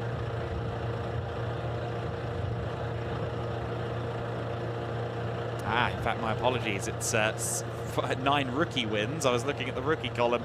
That's my fault. 6 race wins coming into this weekend, so 7 total with that result. I thought it sounded a bit too good to be true. Too much data in front of me. DVL then with win number 6 of the season. And that will be number 7 of the season, and that is again extending the record. We've previously only ever had 4 rounds of the Formula Wind Series. We're now out to 5, so he does have more races to work with, but he still broke the record last time out at Aragon, so he's merely breaking new ground at this point to see quite how definitive the record is for future competitors in the Formula Wind Series, how tall the order will be. Thomas Behrmann will drop behind Arie Bansel in the vice championship battle as well by 1 point. So it was 129 to 120 coming into this race. Bansel with a 5th place finish will get 10 points. So Arie Bansel will be back into 2nd place in the championship. He'll be on 130 to Behrmann's 129. Dries is well over 100 points clear of that scrap. But it's certainly not finished yet for the Vice Championship either. Izzy Browning, meanwhile, has caught up with Dries. Another winner's interview for DVL. I think those two know each other quite well at this point. You know, it's funny you say that, Adam, because I literally just said to Dries as we were coming out, I'm running out of things to say to you because we've spoken to each other so many times by this point. Title 1, but you're not done yet. And you like winning, don't you? Yeah, I mean, it's been a great weekend so far, especially for the team at 1, 2, 3, which we needed in the fight for the team's championship. So I hope to be helping out on that. Obviously, the pressure for me is a little bit off, but yeah, I mean, the work and also in the wet, we've always been quick. But yeah, it's just been amazing, and everyone's done a really good job. And I know your team manager's not actually here today because he's at a wedding, but I'm sure he'll be watching. If he's had the chance to see that race, he'll be mighty proud of that. It's a big step towards taking the team's title. How much do you want to do that to give back to this team? A lot. Obviously, I haven't been with the team for that long, but yeah, it's like my second home. I love working with the team, and yeah, they all deserve it so much. So yeah, I hope to be clinching it for them. And let's just talk about the race quickly, because it was well managed, well controlled. I mean, good start, good safety car restarts as well. And between the two safety cars, you built yourself quite the gap. You've got a lot of pace around here. Yeah, I didn't expect the pace to be that good. Obviously, we only had one session in the wet so far, but yeah, the race pace has just been mega. We'll see what tomorrow brings. Obviously, it's going to be dry, but yeah, I mean, the work's been great and the pace has been mega. So yeah, really happy.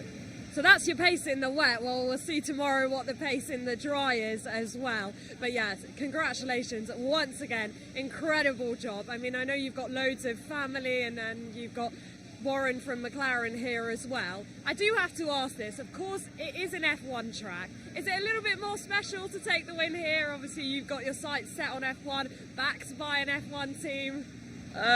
Yeah, I mean, a win's a win, but obviously it's great driving on tracks like these. Obviously, it lends you a lot. And yeah, it's safe to say I've been enjoying the Spanish tracks. I'm going to miss them over the British season, but yeah, it's been great and always a special feeling. Well, congratulations once again. Go celebrate with the team. A win is a win, and he's done it again. So the race is in the books in the Formula Winter Series. Dries van Langendonk does it in Barcelona. Why do I get the feeling we're going to say that more than once over the years? So let's take a look at highlights for race number 1. First race of the weekend in the Formula Winter Series. Good starts from a few drivers. A suspiciously good start from the driver of the number 94 car. That unfortunately would be a penalty, a jump start penalty for Youngling in the Campos Racing machine. Ari Bansel being looped around there after being tagged by the 94, and the safety car would be required after just a lap of racing with gravel and cars strewn around the place. Unfortunately, including Noah Killian. He was the one that caused the safety car period. Couldn't get back out from the gravel. Andre Rodriguez and Poulsen going off the circuit. Levian going off the circuit. And Theo Borenstein following suit. Unfortunate scenes for the Yenza Motorsport team. The Swiss outfit will be looking for better in race 2 and race 3. Youngling was putting on a great defensive drive, but it was an even better offensive drive from George Proudfoot-Nalder, who was working his way through the field with aplomb. Panzeri and Batigue had a moment together down at turn 12, and it would be the last time we see both parties getting together out there on the circuit. The 94 and the 55 continuing to fight for what was 5th position at this point in the race, but by that stage, we already knew that the 94 would have a 5-second penalty. Ludovico Busso tagged into a spin. Ari Bansel making his way up the field after his full 360, and Theo Borenstein with a second and final visit to the gravel, triggering another safety car period in a frenetic 30-minute race here in the Formula Winter Series. Samuel Ifrid trying to go around the outside of Costin. He would cost himself positions as a result of that. Safety car out to retrieve Borenstein before the green flags flew with just 2 laps of racing left to go. The 94 car going well off the track, rather negating that 5-second penalty. Chiara Batigue and Panzeri collide. Batigue getting the worst of it. Panzeri, therefore, winning the female trophy, while Dries van Langendonk won the rookie standings and headed off a 1-2-3 for Rodin Motorsport. Van Langendonk, Leonard and Slater put on a dominant performance for Rodin Motorsport in race 1 of the weekend in the Formula Winter Series.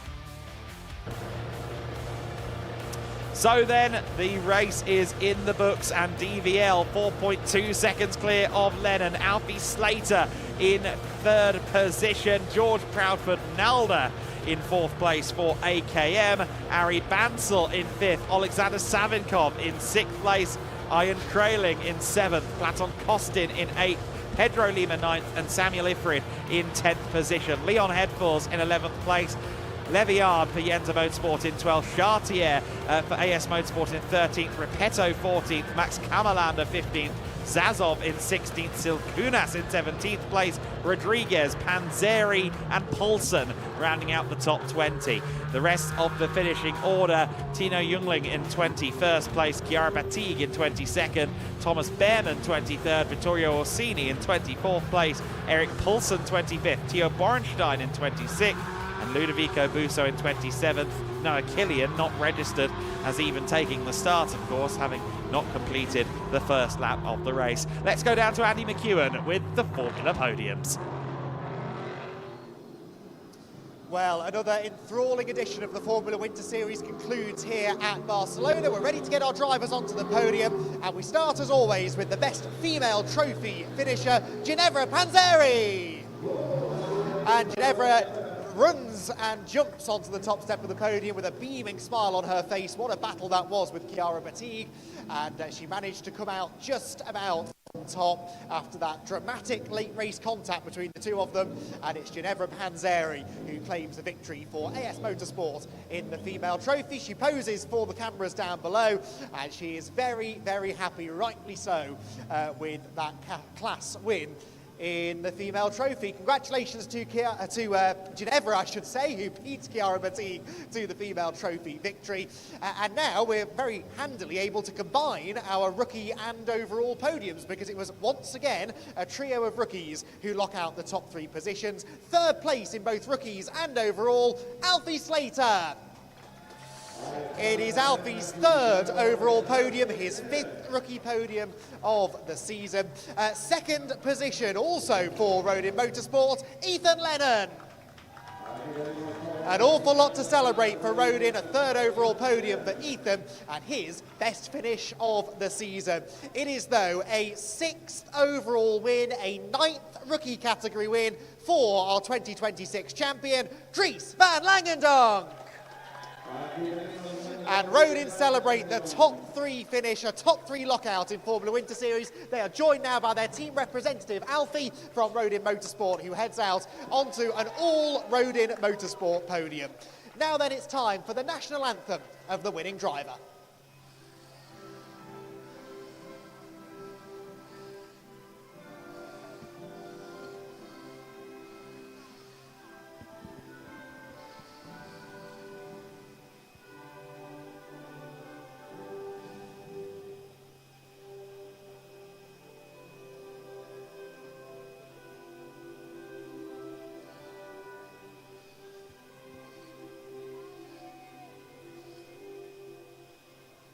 Dries van Langendonk claims a 6th win of the Formula Winter Series season, and for the 6th time will receive the winner's trophy as he continues this dominant run of form in the Formula Winter Series. The Belgian driver for Rodin Motorsport with a fantastic record in the 2026 season. And what a result that was for Rodin, a crucial one in the Teams Championship as well.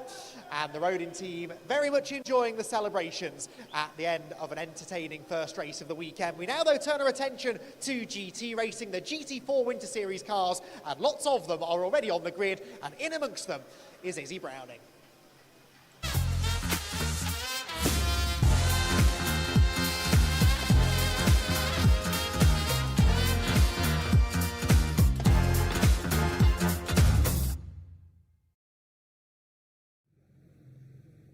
Yes, indeed. Welcome back down to the grid for the second race today, the GT4s. Well, the title may have been wrapped up last weekend in Aragon, but this grid has doubled in size, and this weekend we also welcome back Mackenzie Cresswell, last year's GT4 champion as well. Well, on pole position it is going to be the number 11. They may have already sealed the title, but they are not done yet. And I think one thing to mention importantly is that it gives them a real chance to see where they stack up against such a competitive grid. Lots of very good entries this weekend. and they're going to be alongside the number 77 Elite McLaren. Elite, we welcome them back to the grid as well. Of course, they won the title last year with Mackenzie Cresswell, but this weekend they have got two cars, and this car alongside the number 11 will be driven by Harry Reynolds, and it's great to have him join our grid for the first time. One thing to mention though, it has just started raining.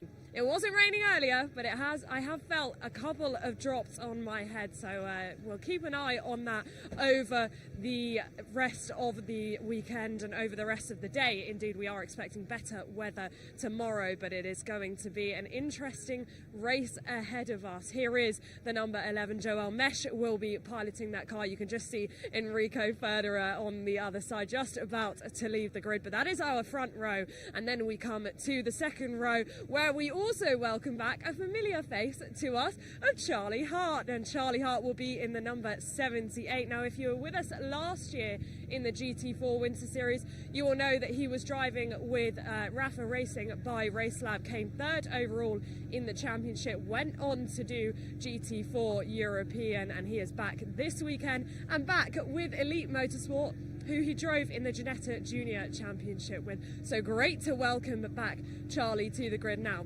I would try and dive in with some drivers, but unfortunately when it does rain, these drivers don't want to talk to us. They've got lots of electricals inside that vehicle and they do not want to get them wet. But I just want to point out a final car, the number 33. Now this is an AM entry up here in amongst it with the pros. That will be Daniel Blickler, of course reigning AM champion in the GT4 European Series.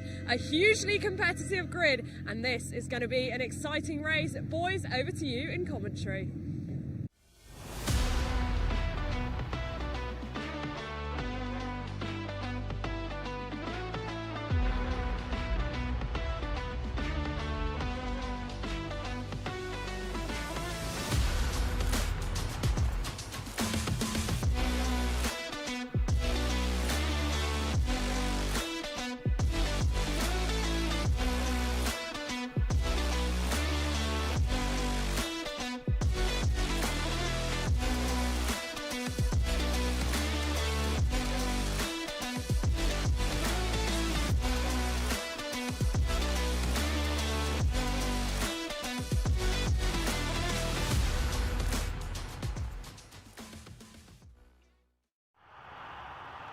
The GT4 Winter Series with its largest grid of the season. We welcome back the defending champion, or rather the 2025 champion, to the 2026 grid.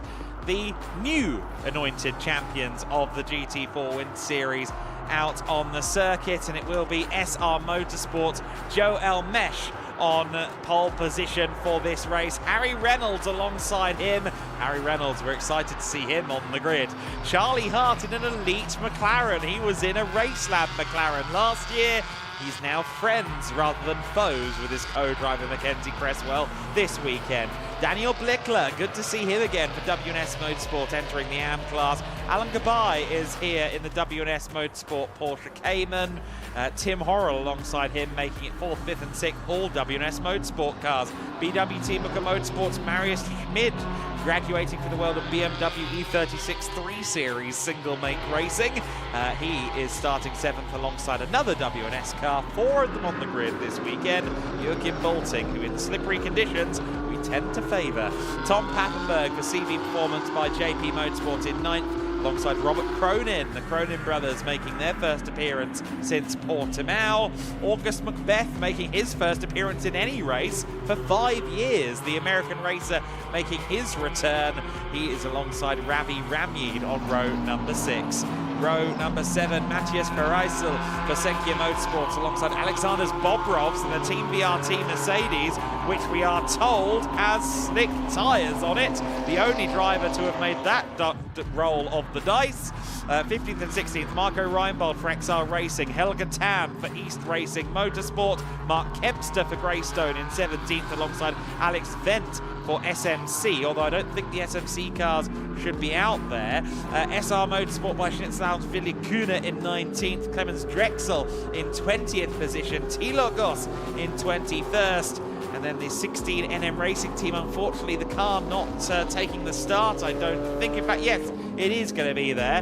Not sure which of the two drivers is taking the start. That information hasn't come up on my screen yet, but after not qualifying, I think, in that car, the 16 is out there towards the back of the grid. Team BRT's Alexander Bobrovs is off the circuit. He's had damage there. He's hit the wall, and you see there the safety car staying out. So we're not going to go to green flag now, and the reason being that car is stranded, and I think it hit the wall on the slicks. Yeah, well, I was about to say, if they're on slick tyres, then I can imagine that wasn't a particularly enjoyable outlap or green flag lap for Alexander's, and yeah, unfortunately it would appear that he has run out of grip and found a concrete wall, and that could have done quite a bit of damage to the Mercedes AMG. It also does quite a bit of damage to his AM Championship aspirations. That was one of the classes still up for grabs in GT4 Winter Series. He arrived here at Barcelona 18 points behind championship leader Joachim Bolting in the AM class, who we know is a bit of a wet weather specialist,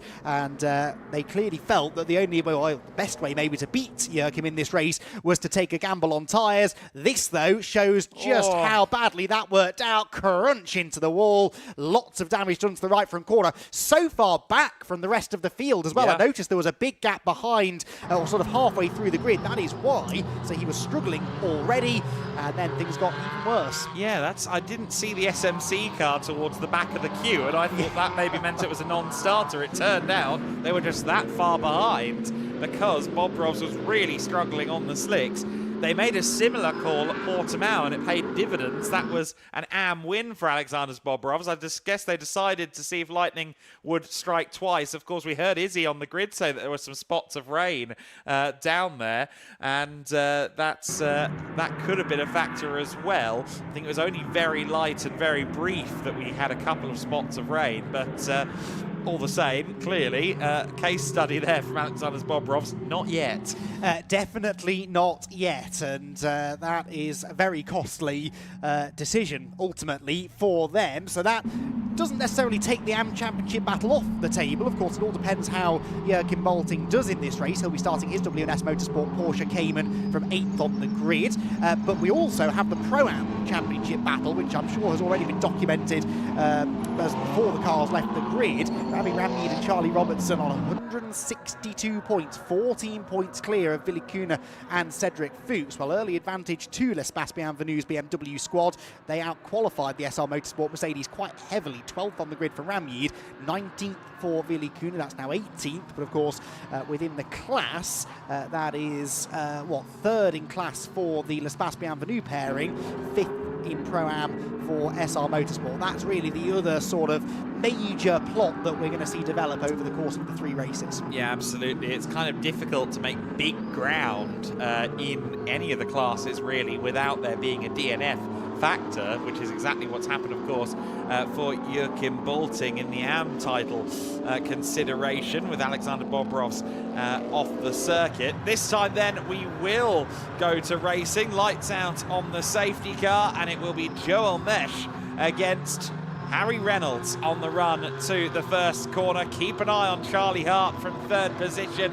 What about Daniel Blickler? Could he be another AM class spoiler up there in the overall proceedings? The lights go out. We're racing in the GT4 Winter Series, and it looks like a good start from Mesh. I think he's got his nose already, whole car already, ahead of Harry Reynolds. Reynolds might get swallowed up here, because to his inside is his teammate Charlie Hart. To his outside is Daniel Blickler in the WNS number 31 car. He just about outbrakes everybody to retain second and get a nose to the inside at turn 2 for the lead. He surely didn't have the grip on the inside. No, he didn't.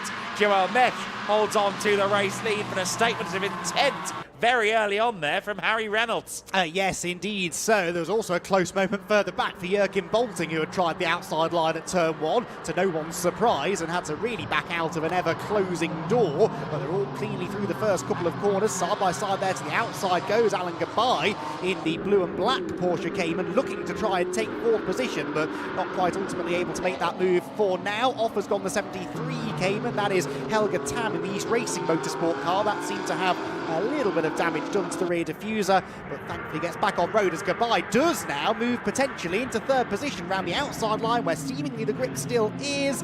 Not quite ahead of Charlie Hart, though. He keeps the McLaren ahead for now.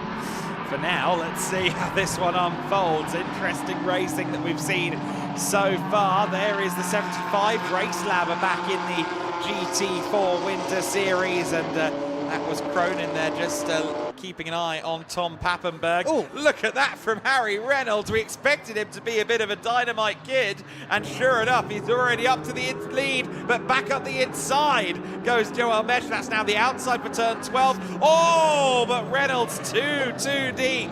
Right in front of the pack, he spins around. They part the seas. He takes the decision to move to the outside. That was fairly well done there by Harry Reynolds, but just asking too much, I think, at the front axle, and I think trying potentially to squeeze Joel out a bit as well, but just carrying too much speed. And that is why we see drivers going nowhere near the apex of most of these corners in these conditions. There's just next to no grip on the inside line, and he understeered straight into Joel Mesh's Mercedes. Exactly the same thing happened behind, actually, between Alan Gabay and Charlie Hart, with the Porsche sort of drifting over into the McLaren and losing a position to Marius Schmid in the BWT Motorsport Mercedes, which is up into third position now. So a lot of drivers trying to make things happen on that opening lap, but finding that, again, unless you're on the outside, the grippier outside line, it's very, very difficult to make the overtakes stick. So Joel Mesh then leads reasonably uncontested now by 2.7 seconds. Tim Horrell leads in Pro-Am 5th position there, the black and red Porsche, who also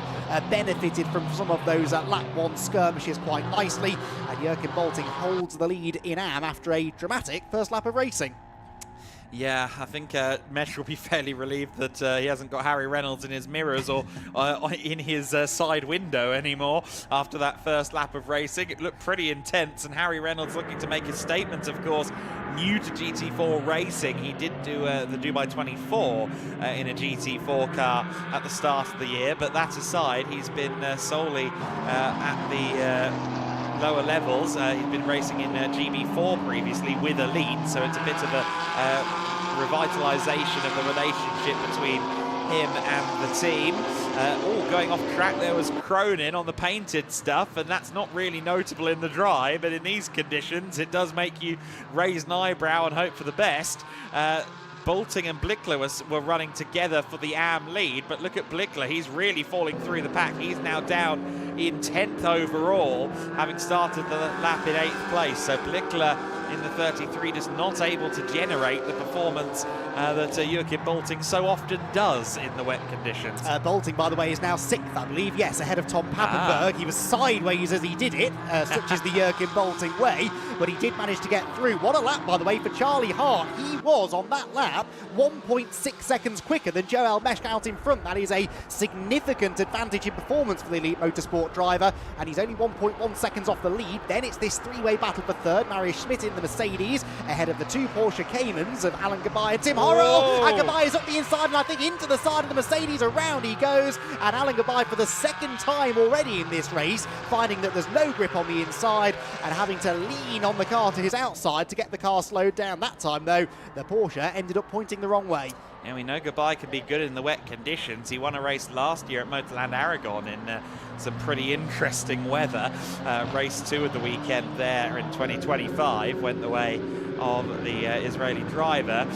So Charlie Hart then, as you said, putting on quite a prodigious pace in that previous lap. Joel Mesh will have been watching that happen in his mirrors and going, for Pete's sake, these McLarens, they're back again, and they're a right pain. The Blickler going very, very wide there. Ravi Rami passed him, and next through will be Macbeth on his return to racing in the GT4 Winter Series. It's his first appearance in the series, but it's his first race in 5 years. And Macbeth running third in Pro-Am right now, and not too far off the pace of Ravi Ramid, and that's always a good barometer for an AM driver if you're able to be somewhat near Rami's pace, who's one of the better bronzes out there. However, Macbeth has just lost out there to Matthias Vereisel in the Senkia machine. That was for 11th overall. Joel Mesh may be at danger here from Charlie Hart. You think? Here comes Charlie Hart right round the outside into the penultimate corner. He has got grip to spare in the McLaren and made that look really a lot easier than it should have been. Joel Mesh, we know, is an incredibly strong driver. I mean, he is 5 seconds ahead of anybody else, apart from Charlie, who's using all of the road available to him and just a tiny bit more, but does move the elite McLaren into the lead of the race. He has always gone well in the wet, Charlie Hart. He is turning into a really, really promising young GT racer, and he has just proven why. Again on that lap, he was 1.6 seconds quicker. That's 3.2 seconds gained in the 2 laps that he was in clean air. And on that basis, Adam, I suggest he might be able to get away. Would say the same. He likes it here at the Circuit de Barcelona-Catalunya, I think. In the GT4 European Series last year, his best result of the season, a P3, came right here at the Circuit de Barcelona-Catalunya. I think this is his happy hunting ground, as it were. Alan Gabay has come into the pits, unfortunately, so from 20th position, the number 31 car has entered the pit lane, or was running in the top 10 before visiting the pit lane. Cronin, meanwhile, now on the back of Papenburg, who looks like he's got a bit of a balance issue with that car again, running 6th overall for the time being, but Cronin in 7th, gaining. We saw the Cronins, of course, last time we were in Portugal in the season opener, actually, at Portimao, and welcoming them back this time. They would certainly like to try and fight for some overall podiums, which they didn't achieve last time in the series.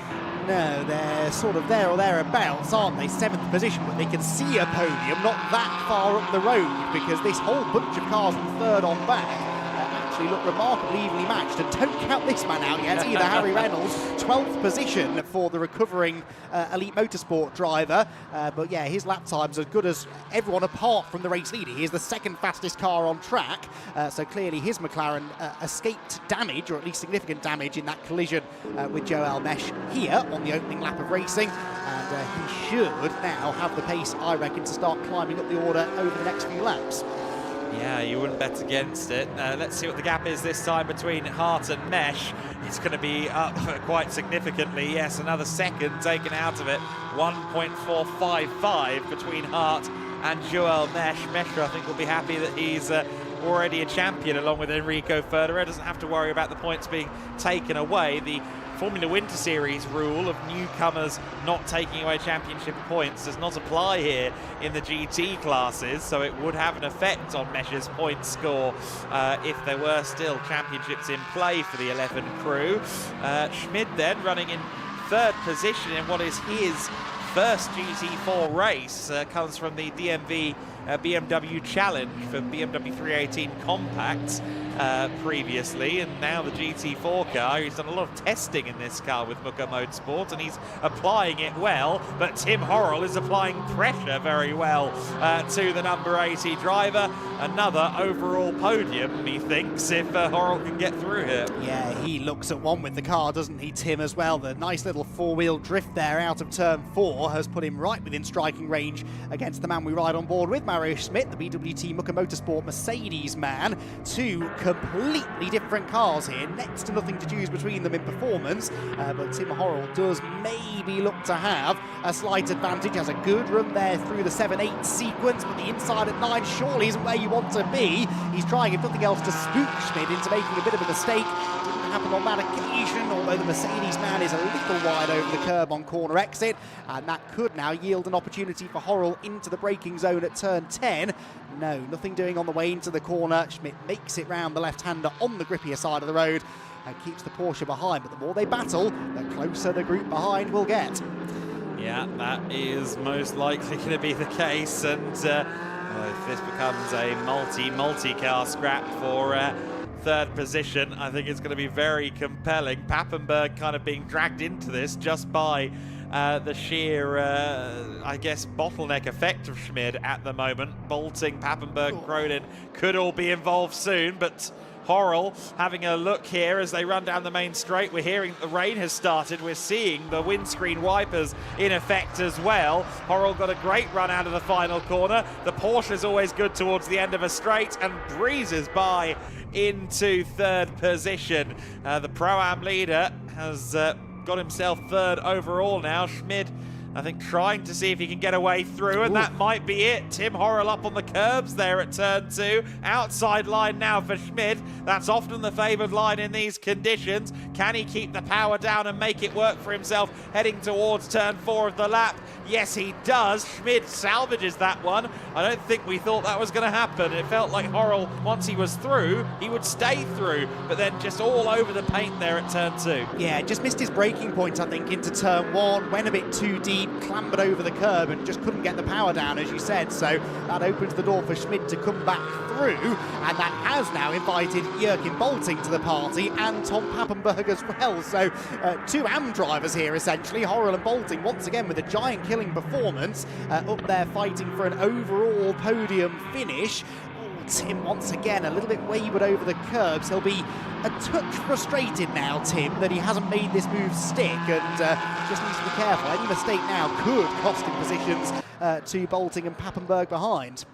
Absolutely right. So then Pappenberg at the back of this 4-car queue for the time being, but he doesn't want to stay there. Has a look to the inside of Jürgen Bolting, who I remind you is an AM class driver, running 5th overall at the moment. Bolting looking to run again in the GT4 European Series later in the year and fight for the championship there. He's been so dominant in the AM class of this series, and prior to that, of course, he was the force in the GT4 European as well for much of the year. Came runner-up eventually in GT4 European Series AM class, or Pro-Am class actually, because he was sharing the car, but one of the best bronzes in GT4. Ravi Ramyud looks like he's got some company there from Harry Reynolds, who's up into the overall top 10. Reynolds is going for 8th place here as we see the 2 WS Porsches on the back of Schmid. There's Reynolds into 8th then. Ramyud can't carry the momentum there through 1 into turn 2. 8th overall then for Harry Reynolds. Top 5 not a million miles away. Schmid should emerge here, still running in 3rd place. Yes, he does. Ooh. Here comes Bolting to the inside of Tim Horrell. It's 4th position for Jürgen Bolting. Fear, I saw that coming. Bolting seemed to be getting more and more comfortable in the conditions, and Horrell was getting just a bit frustrated, I think. Behind Pappenberg, and around goes Jürgen Bolting from the lead of the AM category after all of the nice things we were saying about him.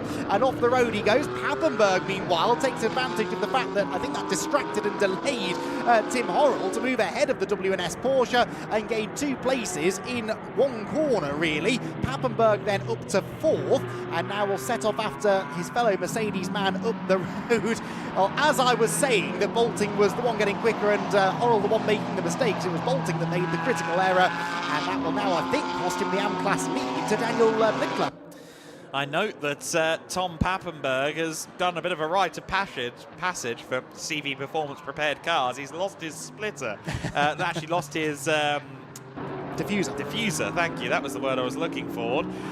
He is running without that. I don't think it makes terribly much of a difference, but still, he's running a slightly wounded car. Tim Horrell, I think, will be very keen to find his way back through because he knows he has the pace over Schmid. I don't think necessarily that Pappenberg has the pace over Schmid, so if he wants an overall podium, he's going to have to try and make his way around him.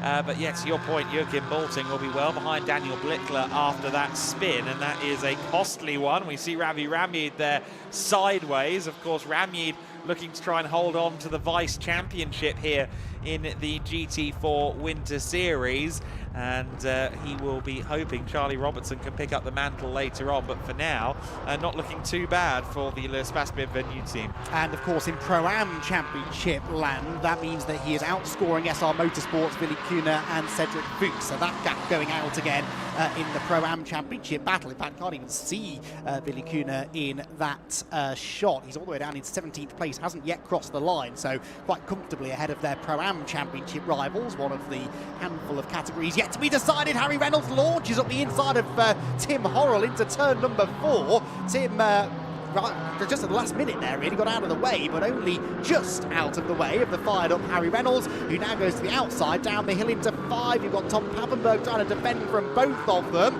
Can Reynolds get past both of them? He's cleared Horrell, and now looks to try and draw level with the Mercedes. Down through the dip they go, into the left-hander at 70, jinks to the inside, and he is again finding grip where others seemingly can't. He sort of levers Pappenberg aside over the curb, and does indeed drag the McLaren through. I think Harry Reynolds for the podium is a very real possibility. You said not to rule him out for that exact scenario. He's now up to 4th position, and we've got 10.5 minutes and change left to try and find his way around Marius Schmid. Schmid will have been watching that in the mirrors and going, that's going to be difficult. And sure enough, already basically with the red Mercedes is the elite McLaren. I don't think it's going to be long there. Tim Horrell and Pappenberg still exchanging paint and position here for 5th overall.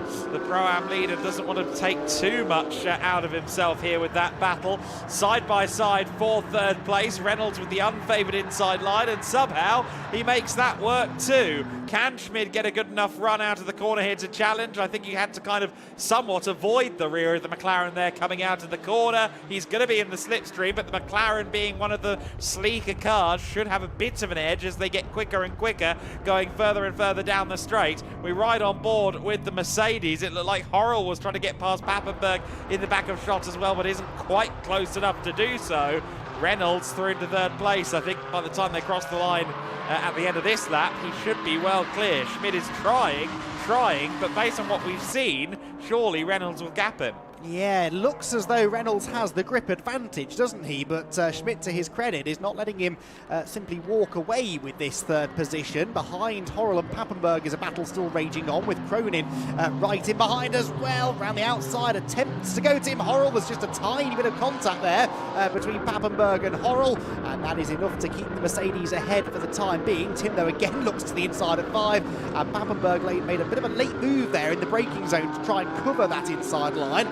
Quite able to do so. They will still be alongside each other. They make contact once, twice through the dip. That's the 3rd time they've traded paint in the last couple of corners. Tom Pappenberg with very pointy elbows here, trying to keep Tim Horrell at bay, which he succeeds in doing. But this is going to be massively frustrating for Tim, who only a couple of laps ago we were saying was on the verge of moving into a podium position, and now is stuck in 6th, and in fact beginning to come under pressure from Robert Cronin in the McLaren behind. We've seen how well the McLarens have gone in the hands of Charlie Hart and Harry Reynolds, and Cronin really would like to try and get up there and prove that he can pedal one of these Arturas just as quickly as they can in these conditions. Yeah, certainly Cronin wants to try and prove a point here this weekend, make a statement, both Cronins as a matter of fact. And Pappenberg there, very sideways indeed. That car looking increasingly leery, and it's also seemingly increasingly got parts flapping underneath and hitting the floor in the under tray. Horrell had a look to the inside, but that might now cost him as Cronin has the slipstream going onto the main straight. Yeah, Horrell is hell-bent on getting to the inside of Schmidt, and I'm not really sure that's the right way to go about this. I know I'm a commentator, not a racing driver. I'm not even half as quick as Tim Horrell is in this car, but he is really hunting around to the inside line and then losing ground on the exit, and just not quite positioning himself where he ideally would like to be. Of course, part of that is because Tom Pappenberg is defending really well, keeping his Mercedes on the part of the racetrack that Tim Horrell would like to be occupying. They've got Cronin very much now buying into this battle too, and Harry Reynolds all the while pulling clear in front of them. This battle, by the way, going on 30 seconds behind the race leader, as Horrell does now lose a place, slips wide over the curb at turn 3, and through goes Cronin. Yeah, that was impressive from Cronin. Hart then, 4.8 seconds clear at the front of the field. Haven't spoken about him much recently. His pace is some 4 seconds quicker than anyone in this battle. Such is the nature of how this fight is unfolding. It is a 4.8 second gap to Mesh. Mesh is some 25 seconds clear of Harry Reynolds. Those two have really left the rest of the field in the dust. We see Reynolds there already well clear now of Marius Schmid. There's Daniel Blickler under pressure from Matthias Vereisel. That is for 9th and 10th positions. Vereisel, the pro driver, the youngster for Senkia Motorsport, generational part partnership there with Senkia Motorsport. His father always also drives cars under the Senkia umbrella on track events, and he would certainly like to see more progress on this. His second appearance in the in the GT4 Winter Series. Of course, he was on the grid last time out, or his last time out of the grid was at Valencia. To the inside goes Cronin now on Papenburg. I thought the door might beckon, but again, that inside line not favourable. Horrell hopefully going to set himself up here for a good run. We know how quick that Porsche can be towards the end of the straight, but I think the McLaren's going to be the more present threat here. But Horrell in the slipstream at the number 75. Look at how much that car is gaining. That's incredible. There they come then, side by side. Cronin has Horrell for company. Papenburg, I think, was a bit earlier on the brakes there than either of them as well. Papenburg holds on. Cronin with Horrell on the outside. That becomes the inside for turn 2. Great fighting between them here for 6th position, but just holding on eventually is Cronin. Well, we've got the biggest GT4 grid we've had all season. We're getting some of the best racing we've had all season from the GT4 Winter Series as well. This is really impressive stuff in very tricky conditions. It has, I think, started raining again, but not enough actually to soak the tracks. It's just staying in this really awkward, greasy state at the moment where the drivers don't have a lot of grip. They're all fighting for the grippier line, and it is a real dogfight to try and position your car where you want it to be at the expense of the others around you. Right up the inside curb goes Cronin. That worked on the way into the corner, but you can see on exit, Papenburg with the wider, grippier line is able to drive back ahead of Cronin, who is once again adventurously hunting around on the inside into turn 7. Yeah, adventurous is certainly the word. People placing their cars all over the shop, really, just trying to find some grip. Of course, there are limits to the around the outside theory. You can still cost yourself some time if you try and push into the furthest of extremes, and they're just trying to figure out that balance between still taking the corner somewhat efficiently and finding the grip around the outer limits of the regular racing line. There's Tim Horrell a little bit sideways at turn 11, having to catch a slide all the while, and just slightly understeering at turn 12 as well, but slight understeer you may want in these conditions as they turn through the 13th penultimate corner.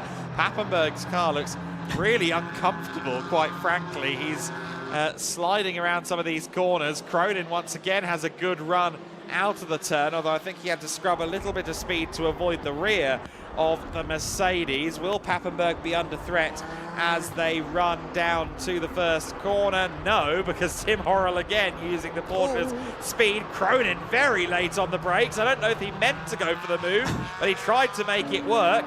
Papenburg goes off the circuit and rejoins where he's not really supposed to do so. He's meant to go around those bollards coming out of turn 3, or coming into turn 3, and he went straight across.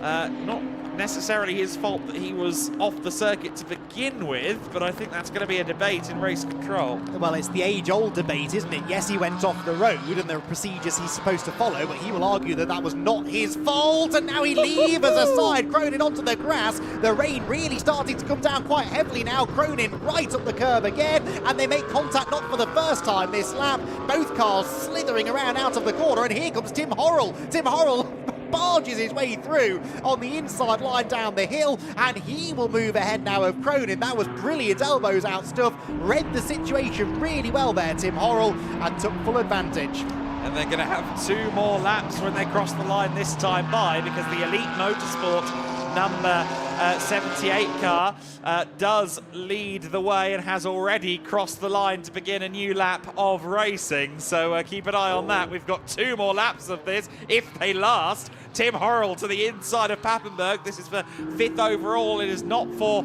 a position in terms of the class standings, although Ravi Ramyad is getting closer to Tim Horrell and amongst all of this as well, so that's worth keeping an eye on. And of course, the Horrell car is also where we find Frederick Zebes for 2nd in the overall championship. Here they go side by side again through 13. Papenburg with the favoured outside gets the power down a little bit better.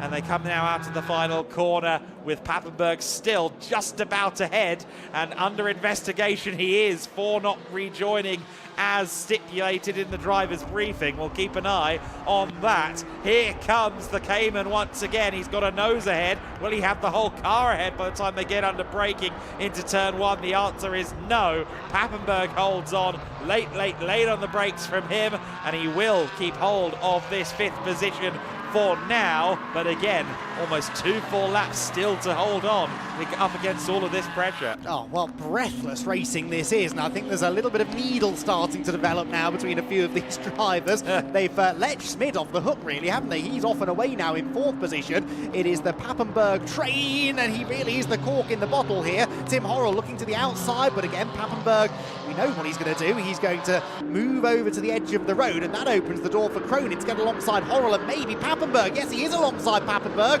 Desperately late on the brakes, too late on the brakes for Cronin. And to your point earlier, Adam, just because you're on the outside line does not necessarily mean you're going to go quickest through the corner. He was a bit too late on the brakes there, was very close to making the overtake, but instead stays exactly where he was, 7th place. Yeah, really a doomed enterprise as soon as he had a wheel on the white line, wasn't it?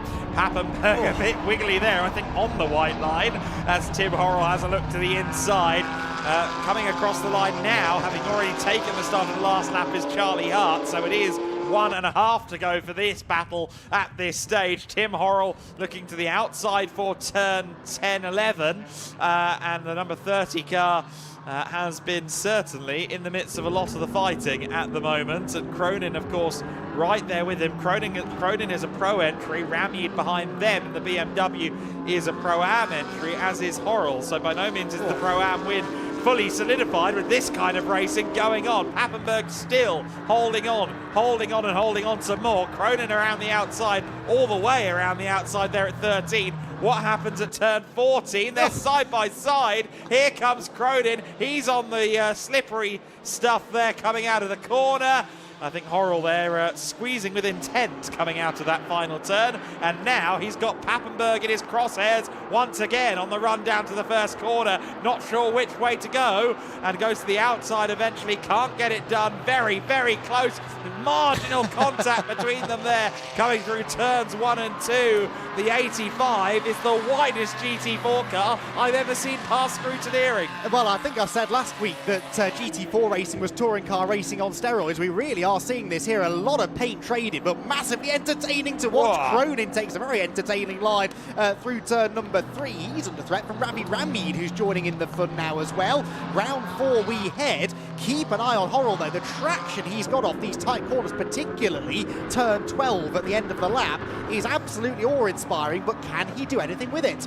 Meanwhile, towards the back of the lap there, that's Thilo Goss running at the rear of the field. But the race winner will be coming around the penultimate corner now. That will be Charlie Hart. There he is through the last turn. The number 78 car with a dominant performance. The orange and black McLaren winning the race comfortably. Mesh will take second. What's going on in the battle for 5th? Let's find them again. I think they'll be coming up towards the last sector now. Yes, there they are, just coming across the line to start the final sector of the lap. A 10-second penalty for not respecting the rejoin instructions to Tom Papenburg. He and his driver coach Nico Verdonk, I think, will have a thing or two to say about that one. Reynolds is going to come across the line to make it a double podium for Elite Motorsport. Marius Schmid will take a comfortable 4th. Will Papenburg hold on to 5th on the track?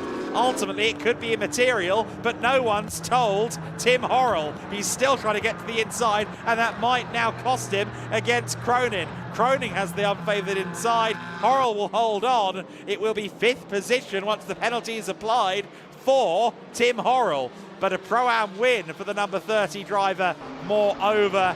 Another Pro-Am win for the driver that has dominated that class this year, or one of the drivers. I think it's really between he and Ramyed in terms of AMs that have done well in the Pro-Am class. Daniel Blickler with 10th overall, winning the AM class. What a drive that was, though, from your winning driver, the 78 of Charlie Hart. The black and orange McLaren dominating on Elite Motorsport's return to the GT4 Winter Series, their first appearance this season. Of course, Charlie Hart last year was a rival to the Elite crew, running for the Race Lab team.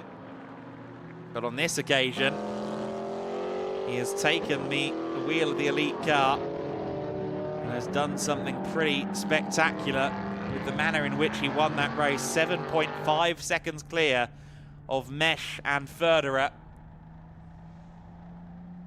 Just still coming across the line, some of the drivers further back, including Thilo Goss, who just crosses the line now to win the AM class, at the club class, sorry, for out of homologation cars.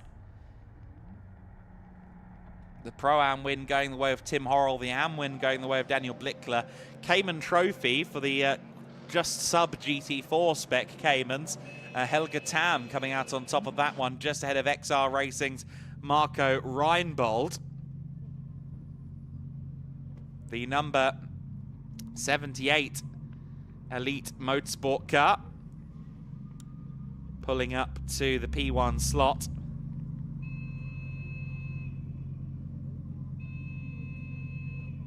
You can see there the Pirelli engineer just making sure all is well with that wet weather P0.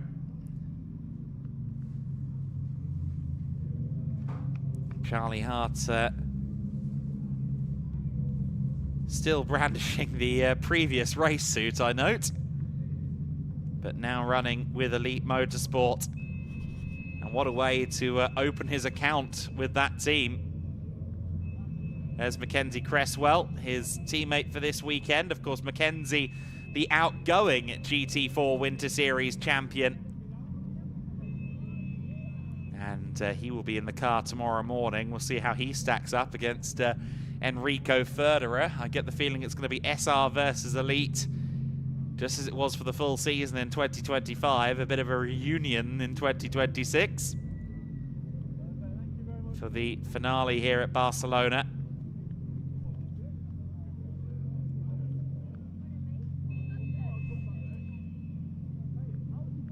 But the double podium for Elite, proving that there's been no change to their fabulous form. One of the best teams out there in GT4s in Europe at the moment, and kicking off the season well in the GT4 Winter Series here. For Mesh, for Förderer, they will extend their championship lead, of course, over any of the regular runners. For Tim Horrell, it slightly shifts the Pro-Am points as well, but that car not really a factor in the championship, since Tim missed out on racing with us at Valencia. When he's been here, he's been right up there in Pro-Am, but unfortunately couldn't commit to all 5 events. Therefore, for Ravi Ramy taking second in the points, with Villicuna finishing 5th, that will be a fairly sizable swing for them. Will extend the points lead for Ramid and Robinson out to 20 points, and that will do them a great number of favours for the remainder of the weekend. Only 30-ish points left. I think 32 points available to score this weekend from here on Sunday in the GT4 Winter Series Pro-Am class. So certainly the Pro-Am title looking in favour of Robertson and Ramud right now. No questions about the race, though. What a dominant drive from Charlie Hart. He is with Izzy.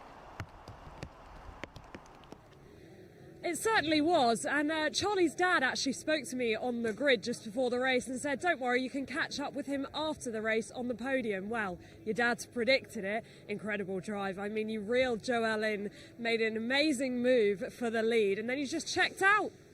Obviously avoided that near miss with Harry. A bit unfortunate what happened to him, but yeah, had a good ding-dong on that one with the Porsche, and then eyes forward onto the Mercedes. We were taking chunks out of him, so yeah, just had to have faith in the overtake, sent it, and then yeah, just managed to race from there. Yeah, you certainly did. I mean, back with the Elite team as well. Of course, actually, Harry's car right behind you, so he did a good job to come back too. You come into a second year in GT4. Obviously, you were with us last year in the GT4 Winter Series. How much more confidence are you carrying this year? Because it certainly looked like a confident drive. Yeah, obviously back with Elite now, mega team, and yeah, carried the confidence from last year. Not as alien to me this time, and yeah, been out the car for a while, so it's good to get back in, and yeah, just kept the confidence up over the winter. Yeah, certainly have done. I mean, Mackenzie was here to congratulate you as well. What a duo you two are going to be. I mean, a force to be reckoned with. Yeah, mega job as well from Mackenzie today, obviously poling it. Yeah, we're going to be a mega job. Chemistry's already there, so yeah, good stuff. Love it. Well, it's great to have you back in the Winter Series, even if it is just for this final weekend. Go and enjoy the podium. A win for Charlie Hart. Indeed, a win for Charlie Hart on his return to the GT4 Winter Series. I don't think we'll see much of him in these highlights because he walked off with it, but let's have a look.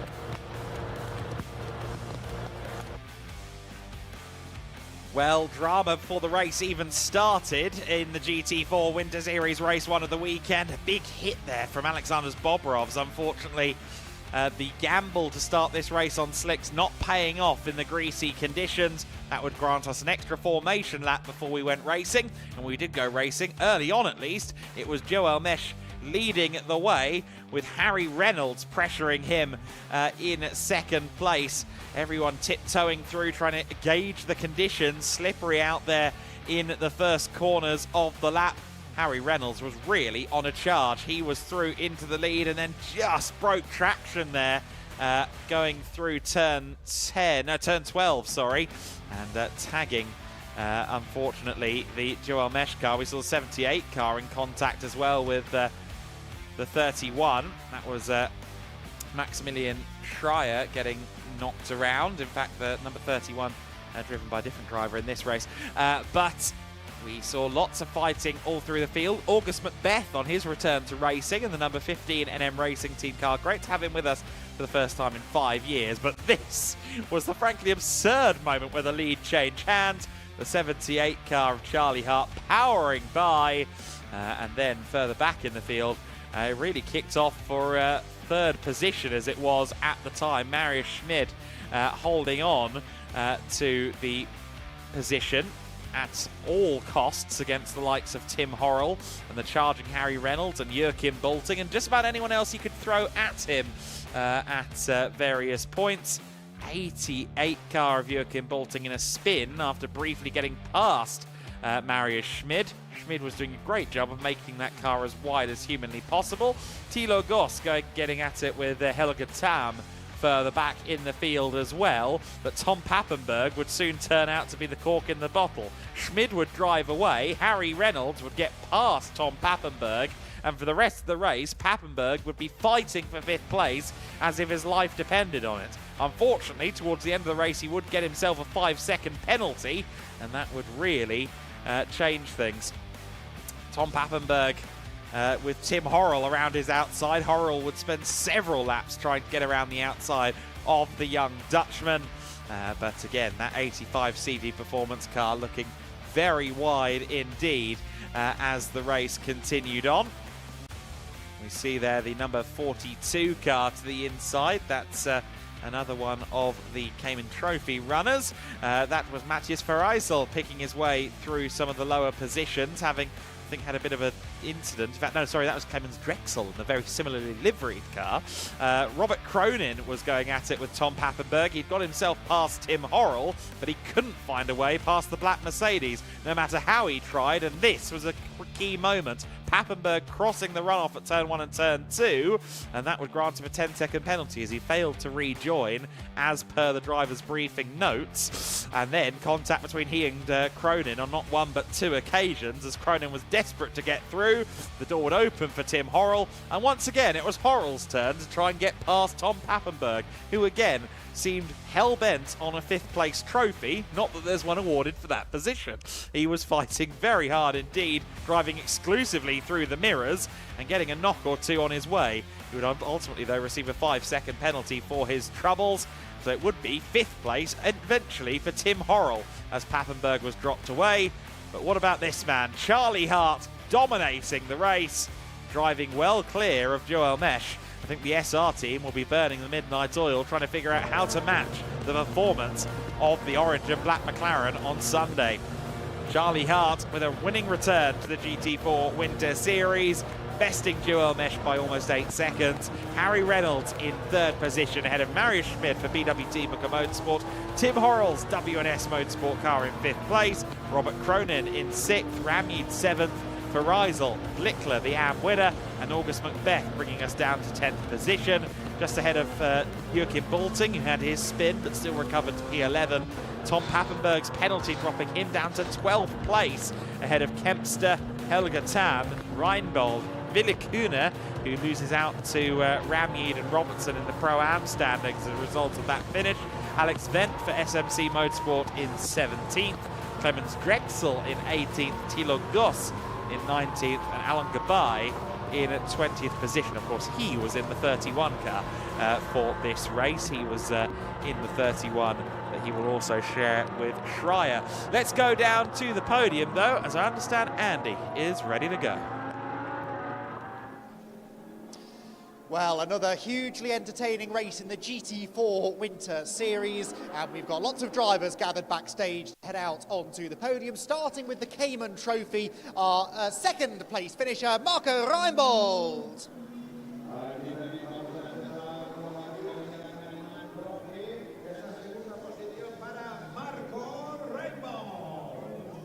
And Marco is, I think, busy chatting behind the podium, and we're going to go and find him and bring him out onto the podium in a moment or two. Where is he? Have we lost Marco? He was here, we were reliably informed. He has gone. Okay, so we'll instead welcome our race winner onto the podium. A first victory of the season, the Cayman Trophy, for Helga Tam.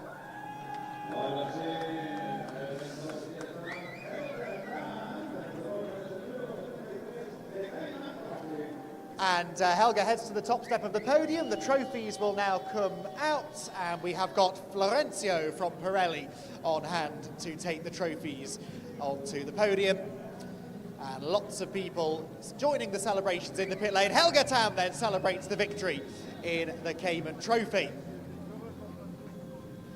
And poses for photos in the rain, I'm afraid to say now, here at the Circuit de Barcelona-Catalunya, as it does now start to come down a little bit more heavily. His team are very pleased with that. The East Racing Motorsport squad celebrating with Helga Tam. We move on now then to the AM class podium, and we start then with our 3rd place finisher in AM, Alex Wendt.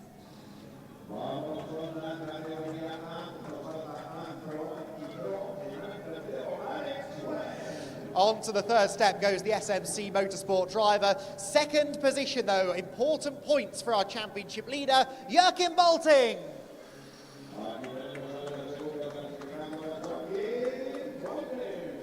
And he extends his championship lead with that 2nd place finish, despite the spin that he had midway through the race. The race victory in the AM category, though, goes to his W&S Motorsport teammate, Daniel Blickler.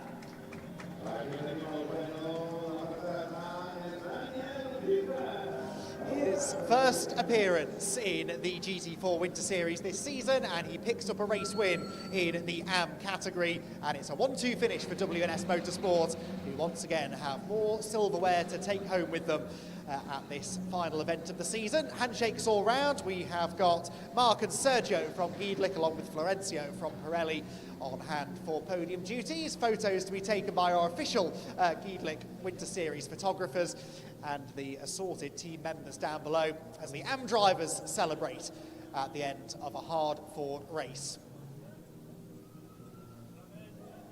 So congratulations once again then to our AM class podium finishers, and particularly to Daniel Blickler, the AM class race winner, and Joachim Bolting, who extends his championship lead. We move on now then to Pro-Am, and in 3rd position for NM Racing Team, August Macbeth.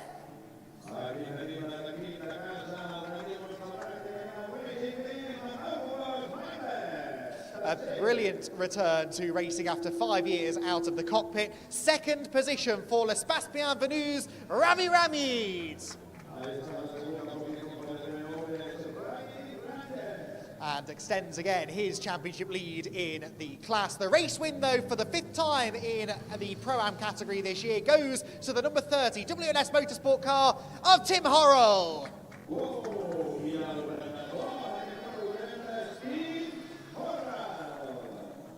And what a battle Tim had, once again mixing it within the overall top 5 and taking the fight to the pro drivers. And Tim, joined with members from the WNS Motorsport team, celebrates once again on the top step of the podium. As I said, that car has won 5 times this year now, and Tim has done quite a bit of that Pro-Am class winning. For Ravi Rami, that extends his Pro-Am championship lead over the SR Motorsport Mercedes that was in the hands of Billy Kuna, so job done for them from a championship perspective. But with 2 races still to go, a lot still to play for here at Barcelona. Once again, the drivers gather together on the top step of the podium. And Tim Horrell, who did look a little bit out of breath at the end of that race, I have to say, what a battle he had. And he is able to claim the win in Pro-Am. So, in a moment or two, we'll get our pro top 3 onto the podium, and it was our overall top 3 as well. That's not always been the case this year, but the pro teams locking out the top 3 finishing positions in this first race of the weekend. And I can see the Elite Motorsport team in particular ready to celebrate down below, and they can do so now as we introduce the 3rd place finisher for Elite Motorsport, Harry Reynolds.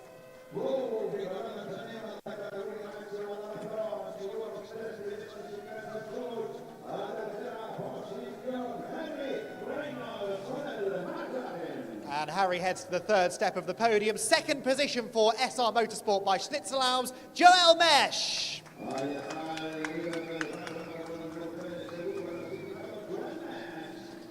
And the champions in GT4 Winter Series celebrate another podium. It is, though, a race victory on his return to Winter Series competition for Charlie Hart.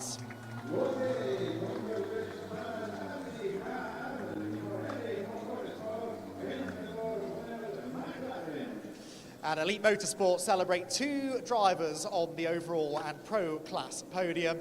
And what a drive that was from Charlie Hart, finding grip where no one else could in the early stages to charge up to the lead. Could have been a different story if Harry Reynolds had avoided the drama in the early stages, but he fought back nicely to 3rd. And Joel Mesh picking up another solid finish for SR Motorsport as well. So as the final set of photos are taken on the podium, we've got GT Winter Series cars on the grid. I think we've just about got time to head down and hear from Izzy Browning.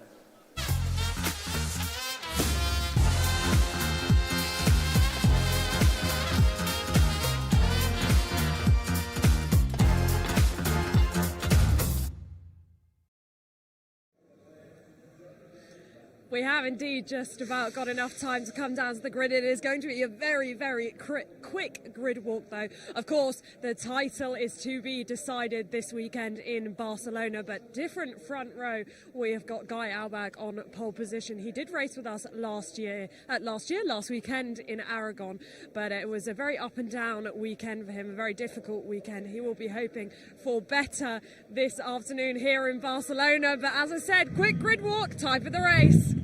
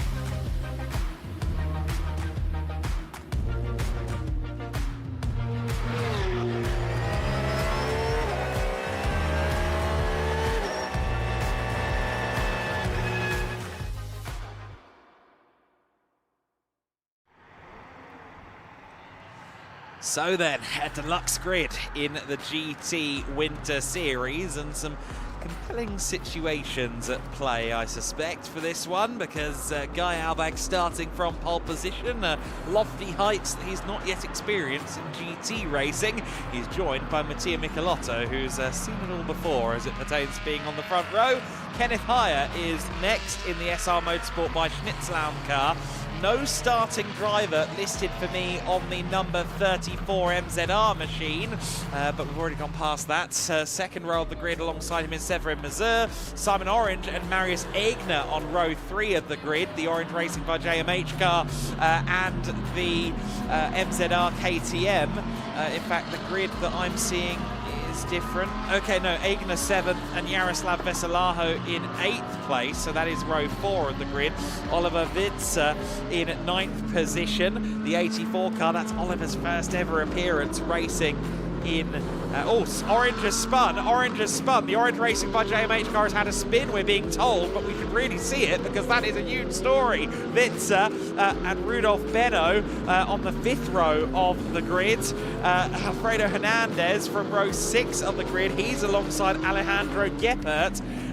Row 7. Przemysław Bienkowski, the PTT racing car, he is alongside Michael Fischbaum in 15th position. Andre Fernandez with Florian Scholze alongside him. Then it will be a gap back to the Cup grid, also featuring a proto class, the Ducati D09 of BWT Motorsport alongside Jerzy Spinkovic of Unique Racing. Row 10 of the grid is Alessio Raffini, joined by Petar Matic. 21st and 22nd, meanwhile, is Anders Steiner, joined by Pipo Massa, the son of Felipe, making his first car racing appearance in Europe.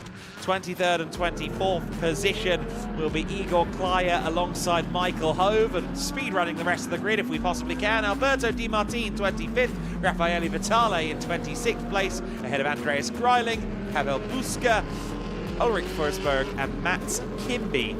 30 cars on the grid in total then in the GT Winter Series. 30 set to take the start anyway. It's worth noting, as we think they're going to get 2 formation laps, so I didn't need to speed run that. We are going to get 2 formation laps, but all the same, worth noting we have lost a couple of cars. One of the Erla Motorsport machines, the Porsche 992 GT3 R Evos, had a crash. That was Tim Witzer, the older of the Swiss pair, the father and son pairing. So unfortunately Witzer Senior is relegated to the role of spectator for this race after aquaplaning at the same time actually as the number 227 Aston Martin. That, of course, was the car that Tom Coronel was set to race this weekend.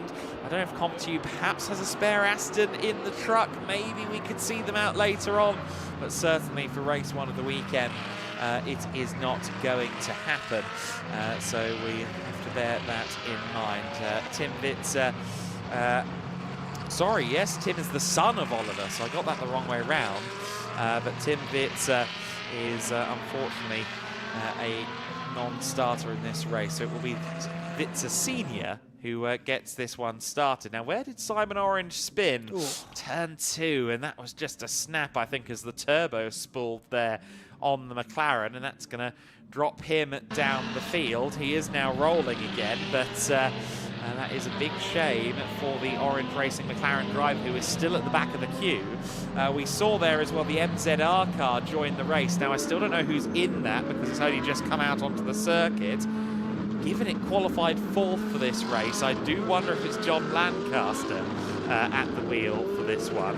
The car is being shared between Lancaster and Hamed Al-Wahabi, the Omani racer, the first ever Omani to compete in the World Rally Championship. He comes from an off-road background. It's his first weekend of racing in circuits, some 30-plus years into his career. But I don't think, with all due respect, that he'd be 4th place on his first time out. So John Lancaster would be my contender to be in that car, but we'll wait and see. And it's now confirmed that it is Lancaster, and it's confirmed that he'll be starting at the back with Simon Orange. So keep an eye on that KTM. John Lancaster is going to be one to watch. In fact, both KTMs will be ones to watch. Marius Aigner on the 3rd row of the grid, as it will now be. That's going to be very compelling to watch. Aigner, a race winner in the Central European GT Cup Series previously, from 5th on the grid, GTX cars starting with the GT3s this time, and that could put a cat among the pigeons. And we'd heard there might have been a second drama for Simon Orange, recovering from the first spin, and he's overcooked it coming down into turn 5, so that car's been pointing the wrong way. It's been through the gravel. That could well have done some damage. So this is not ideal for Simon Orange, who starts from the back of the grid now, whilst his championship rival Kenneth Heyer starts from 3rd. Yeah, that's going to be tricky stuff. That's going to be playing on the mind of Simon Orange. He's already had 2 errors out there on the track. You might play this one careful going forward. Just 4 points between them in the championship. That could have been a critical error.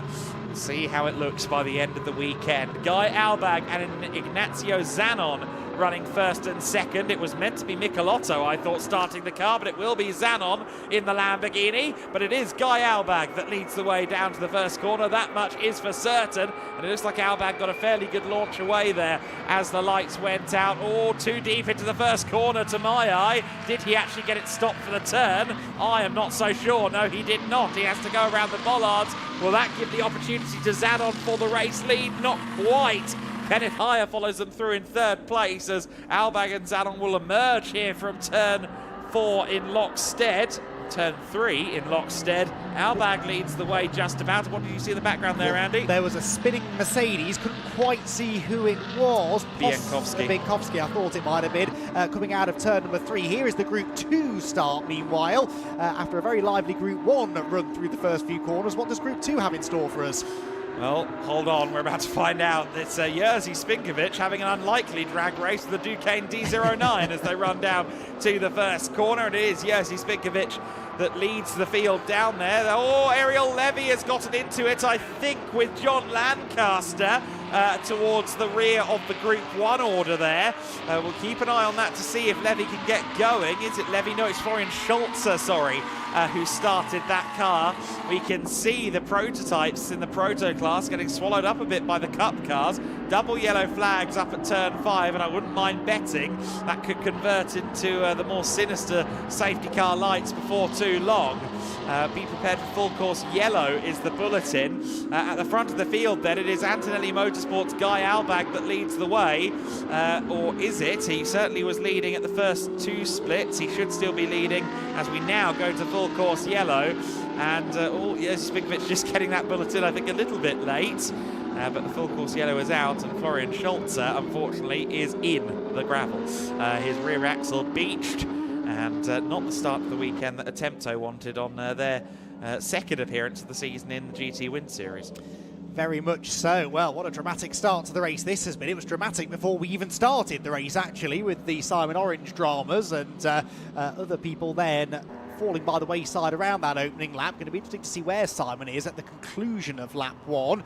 What a shame as well that the KTM got sort of tangled up in all of that, because that had made some big forward progress over the first couple of corners. John Lancaster had probably overtaken about 5 or 6 people by the time he got to turn 5, where he's then been delayed seemingly with the spinning Audi. We're on board with Kenneth Heyer, and as it stands, Kenneth Heyer would move back into the championship lead in the SR Motorsport Mercedes AMG. He runs 3rd overall, that is 3rd in the GT3 class. Simon Orange is 9th overall, and that is 8th in GT3. That is quite a significant point swing at the moment in the favour of SR Motorsport.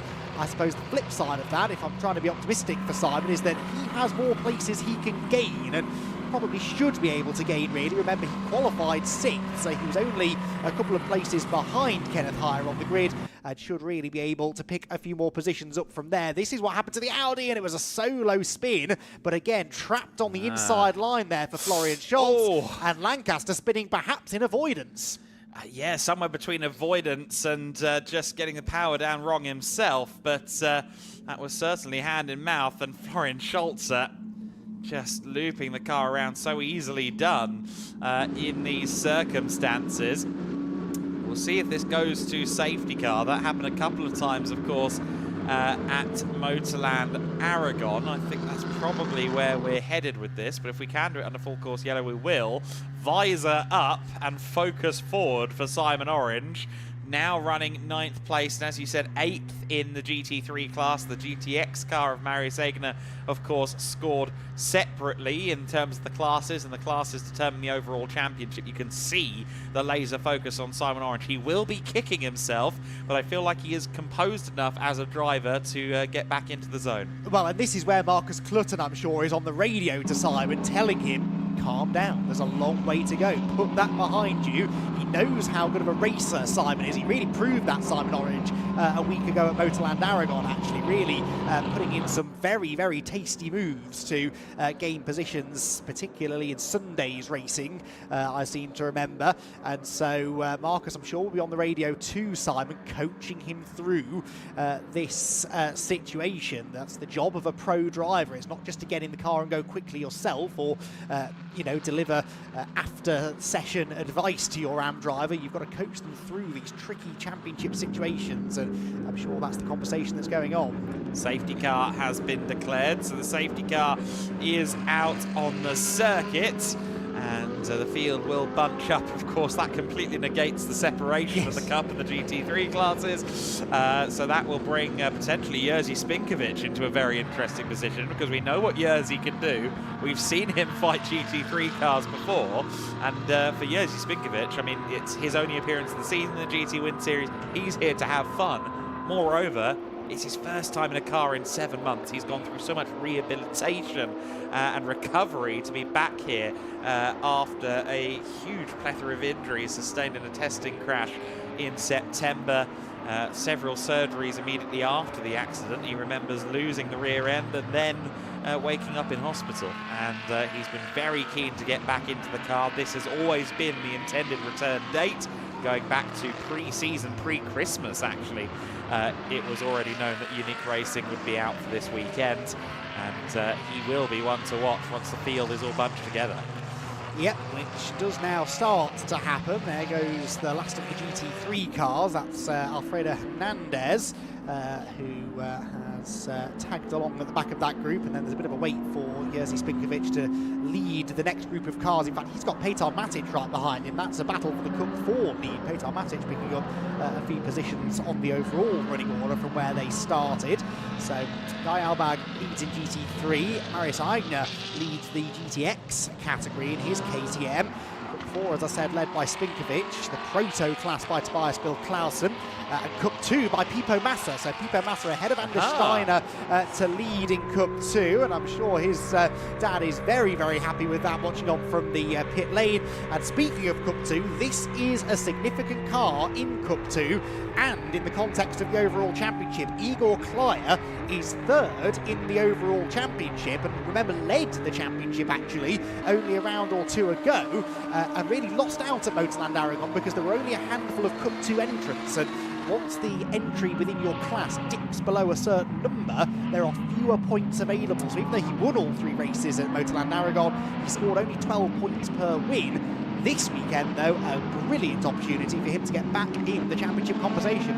Yeah, 20 points for a win in Cup 2 this weekend. Where he sits right now in 4th in class, he'd score 14 points with just 6 cars in the Cup class, but it's still the full quota, so he won't mind that. In the GT3 consideration, Haya would currently score 16 points, while running 6th in class, it would be 10 for the McLaren driver Simon Orange. So, in fact, no, sorry, it'd be 8 for Simon Orange in 8th position in the standings at the moment. So that's going to be a big swing in favour of Haya, and in some regards also in favour of Klyer, at least to catch up to 2nd in the standings slightly.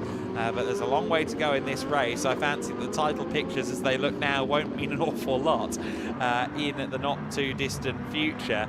They continue to follow the safety car around then for at least one more lap.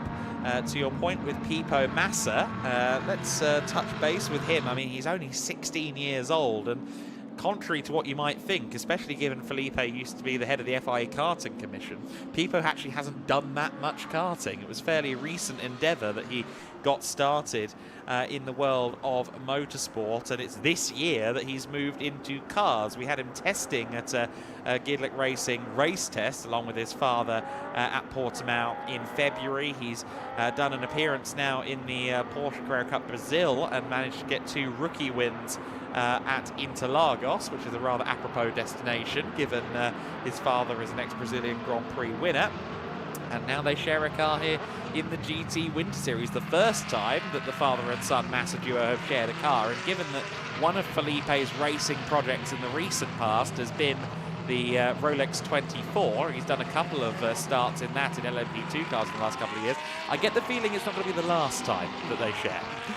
No, more than likely, and I think they're going to be a pretty potent pairing, aren't they, come the pit stop race tomorrow. But Pipo, for now, doing everything that he needs to do all on his own back, because he leads that Cup 2 category over Anders Steiner, who we've seen regularly appearing in that class in Winter Series competitions. So that's going to be an interesting scrap. They are nose to tail, actually, so those 2 cars next to each other in the queue, battling for class honours. Safety car in this lap, so we're going to have give or take half the race to go when we go racing once again. And at least within the GT3 category, it is all about what sort of a recovery drive do we get from Simon Orange, and can Kenneth Heyer do anything about the cars ahead of him? I mean, he was hanging on in there with Guy Albag and Ignazio Zanon before the safety car came out. Admittedly, we hadn't done a lot of racing by that point. Can Kenneth gain any more places, or will he come under threat from the likes of Severin Mazur behind? If I was a racing weather forecaster, or just a racing forecaster, I would be pointing towards Hurricane Mazur in 4th for Kenneth Heyer before worrying about Zanon Albag. I get the feeling that Severin isn't going to leave any meat on the table this weekend coming out of this GT Winter Series. He's had a great run from Estoril through to here. He's had some solid pace, not always had the finishes to match, and he'll want a podium, especially since he's so close to it. And I don't think he'll worry about all the mathematical connotations of the championship either. Guy Albag then will take control of the field. Ignazio Zanon in 2nd place in the VSR Vincenzo Sospiri Racing Lamborghini Huracan GT3. It is the black and green Merc in 3rd position. It is 3 manufacturers in the top 3, 4 in the top 5 with the GTX spec KTM. Keep an eye on that car on this run down the main straight, because it will be quicker in a straight line than the GT3s. We are going to wait. Guy Albag is going to leave it until the last moment to now put the power down. We are back to racing speeds, and Guy Albag timed that quite well. I think Zanon might be under a little bit of pressure here running down the straight from Kenneth Heyer, and keep an eye on the KTM. Where is it up in the spray? Not past Severin Mazur. I think it's going to stay in 5th position, actually. Everyone holds station in the higher positions, but look at Orange. I think that's 3 cars he might take. Oh no, he's put off the track there by Benno Rudolph, or Rudolph Benno, I should say, in the Senkia Motorsport BMW. He's taken the correct line there to rejoin, but I don't know if it's seen that he gained those positions off the track. It's 50-50. He will be running 6th overall for the time being, 5th in class, and that means he's now going to get 12 points critically in the championship. It's tricky that, isn't it, though, because Benno was sort of busy tangling with Alejandro Gephardt in the SMC Motorsport McLaren. That delayed them, and it meant that Simon naturally gained an advantage, but not necessarily because he was off the road, so that's going to be a tricky one to dissect after. Anyway, the end result is he's now 5th in class. That was a really pivotal move because it got him ahead of 3 other GT3 cars, and he's now closing in on the KTM as well, which looked a little bit scrappy out of 7 and 8. Simon Orange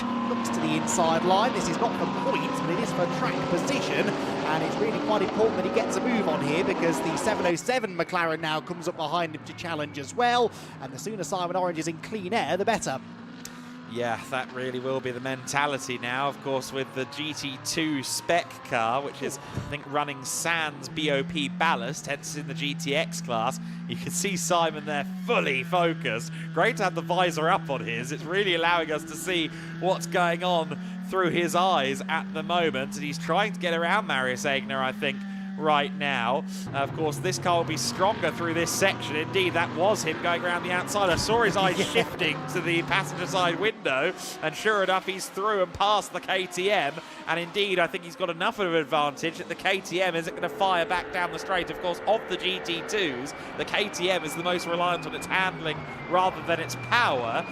So the KTM not going to be able to challenge running down to turn 1. Yeah, well, that was really good stuff from Simon Orange then. 4 places gained on that lap, so he's now into 5th overall and will chase down Severin Mazur if possible for 4th place in the GT3 class. There goes Guy Albag, not taking the traditional racing line through turn number 3, but managing to rejoin the track. He was a bit slower in the first sector as a result, I'm sure, of that moment, than Ignazio Zanon, but the gap was just under 2 seconds at the line, so Zanon is not quite able to live with the Mercedes at the moment. But importantly, not really under threat from the Mercedes behind of Kenneth Hire. Simon Orange, though, I think looks like he's got decent pace now. His first sector time, 34.4.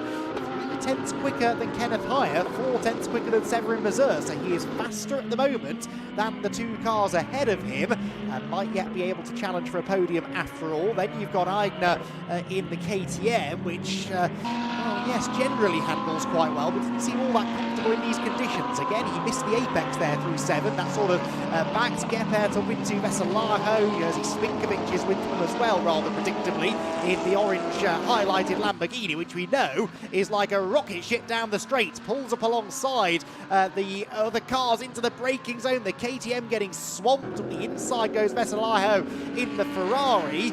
And this is not ideal for Marius Aigner, who is leading the GTX class, but John Lancaster, we know, is carving his way through the order. In fact, there is Lancaster, the red and black KTM crossbow. Not far behind, sideways and around goes Aigner. He tangled there with Jerzy Spinkovic ever so slightly, and that will now cost him the GTX lead.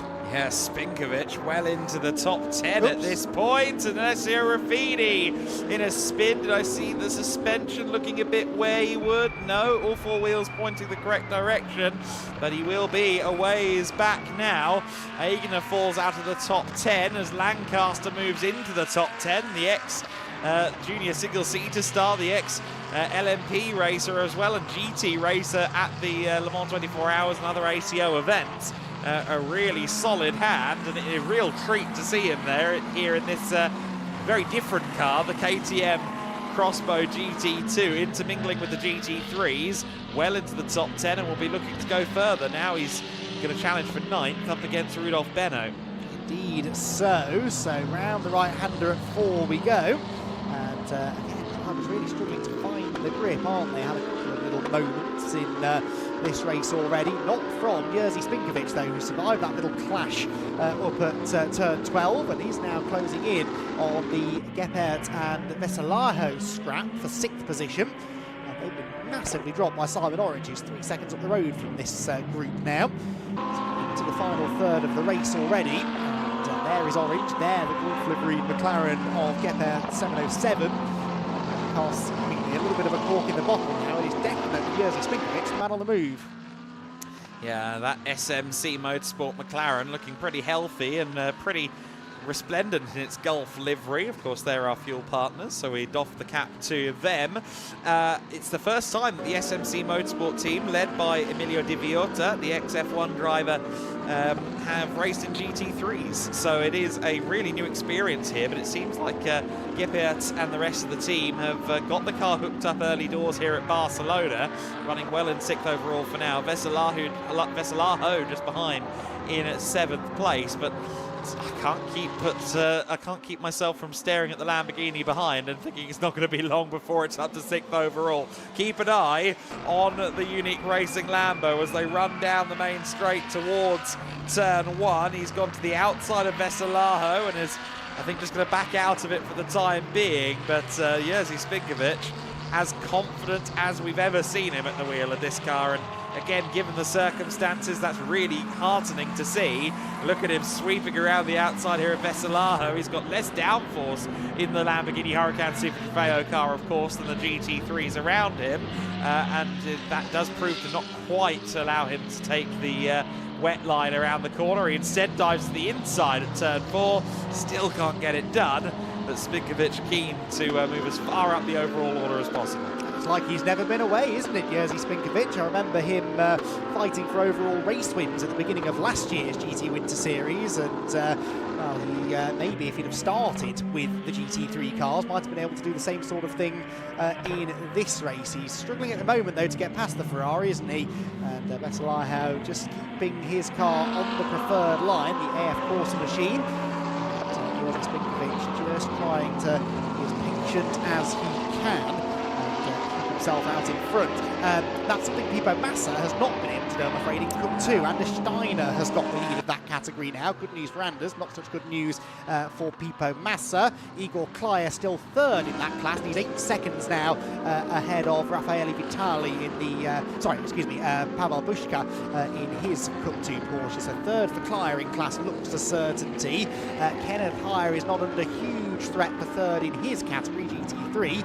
And Simon Orange, I don't think, quite has the pace to catch the cars ahead. So we might now have a bit of a better picture of what the points will look like with 2 races to go. A bit of a wide moment there from Veselaho, fighting the car on corner entry. Spinkovic is going to have the run. He's going to have the superior power, over 600 horses, around 620 for the Super Trofeo spec Lamborghini. The BOP'd and higher downforced GT3s have about 50 to 60 horses less. Spinkovic was through there as we cut away past both cars. We saw a spin there for Przemysław Biankowski. He's trying to rejoin the track at the moment. Spinkovic is getting fired back on here. Alejandro Giepert gets back through, but Spinkovic dragged past the AF Corsa Ferrari down that main straight.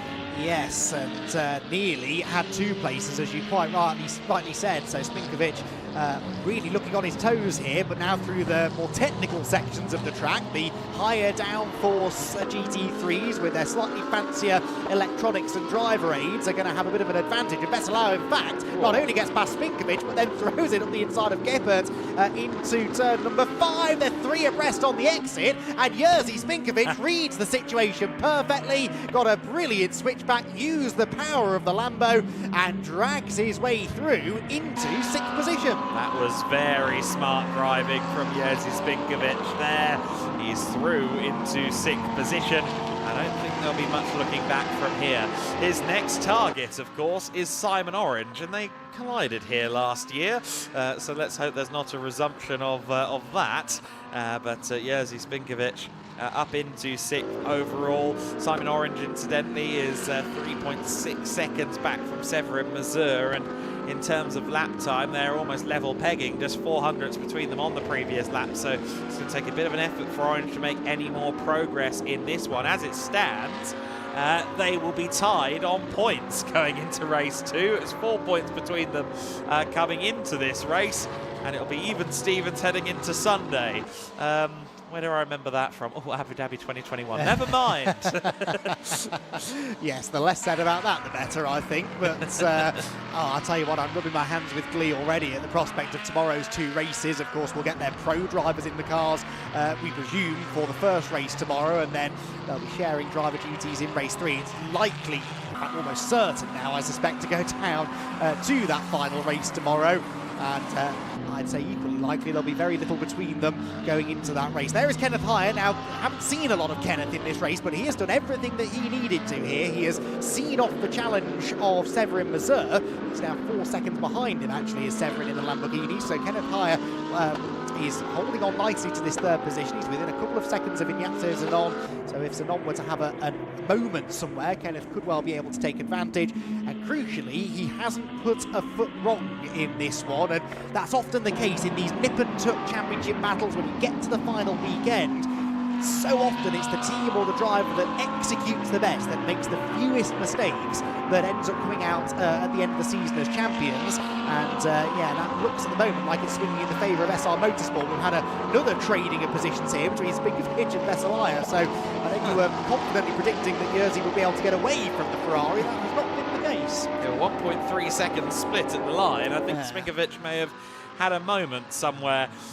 3 minutes and 40 seconds left in this race then. Albag comfortable. Zanon a couple of seconds clear of Kenneth Heyer, who's been putting on a pretty good performance here in the wet. Igor Klyer off the circuit, one of the 3 championship contenders, is off the track. He was just up to 2nd in class, and now he's on the verge of not finishing the race. Now, he will have done enough laps to be a point scorer at the very least, but that is still a huge blow to PTT Racing. Yeah, well, that will now be 6th place points, essentially, that he will take in that category. So he was, as you said, just into 2nd place ahead of Anders Steiner, and that would have been a very nice haul of points. In fact, he would have been scoring more points than any of the championship contenders if he'd have stayed there, but not able to hang on to it. Pipo Massa then back into the lead of the class as well, yes. So Kieran Mogg, I must give credit for noticing that, sat watching over our shoulders. Pipo had lost the lead earlier on. Steiner was leading and had dropped down to 3rd, so there's been a big sort out in Cup 2, and it's Massa back on top. Yeah, Pipo Massa, I think another one of the Cup 2 cars may have had a moment out there somewhere, because we did have a different leader previous, didn't we? But Veselaho up in 6th overall, Spinkovic in 7th overall, and both of them going past the stricken number 7 car of Igor Klyer, and that will be a seismic moment for the championship for PTT Racing. They won't mathematically be out of contention, but certainly they now rely on more misfortune, quite frankly, for Hire and Orange for any opportunity to move into the championship lead. Yes, indeed. So I think it was Anders Steiner who had the lead, which is why I was wondering how he dropped down to 3rd. So he's had a drama, and then something separate has happened to Igor Klyer, perhaps. We'll try and piece that together if we can. Guy Albag, though, what a performance this has been from the Antonelli Motorsport driver. He was nearly 7 seconds up the road at the beginning of the lap from Ignazio Zanon, and likely will have extended that margin again this time by, and heads now across the line with a minute and a half to go, and well, a 6.4 second lead. He's backed things off ever so slightly. Zanon is 3.8 ahead of Hire, who is now 5 seconds ahead of Mazur. So the leading group of GT3 cars pretty static now. The one still very much pushing on, surprise, surprise, is Simon Orange. He was 1.1 seconds quicker than Severin Mazur on the previous lap, so it was a bit of a slow lap for Severin, it must be said. Simon, though, still pushing on and not giving up, and he can't afford to give up. Every point is going to count. Yeah, both parties will be tied by the looks of it on 190 points coming out of this race, and it'll be 172 points with 6th place points scored for Igor Klyer. So still possible, not as probable as it was up until this point in the race. Guy Albag just a few corners from home then, 30 seconds left on the clock as he now starts to climb back uphill here in the latter half of the lap. Onto the back straight he goes. Albag, who struggled a little bit, I think, to get to grips with everything at Motorland Aragon. Not his first appearance in the car, but we saw him fall back through the order on a couple of occasions, as if maybe they went the wrong way between qualifying and race with the setup. Now, though, that car has looked very compliant underneath him. It has indeed. He has not put a foot wrong in tricky conditions, and yeah, managed to execute a brilliant restart. I think that was a significant part of this, because he got away from Zanon early doors and then was able to get his head down and settle into a rhythm. So well-deserved race win heading to Antonelli here, while some big stories unfold behind them. Well, an Antonelli Mercedes P1, that's already happened on another continent today. The 64 car comes across the line. Guy Albag takes the win for Antonelli Motorsport, and a GT3 class win as well as overall to go with it. Ignazio Zanon in 2nd place.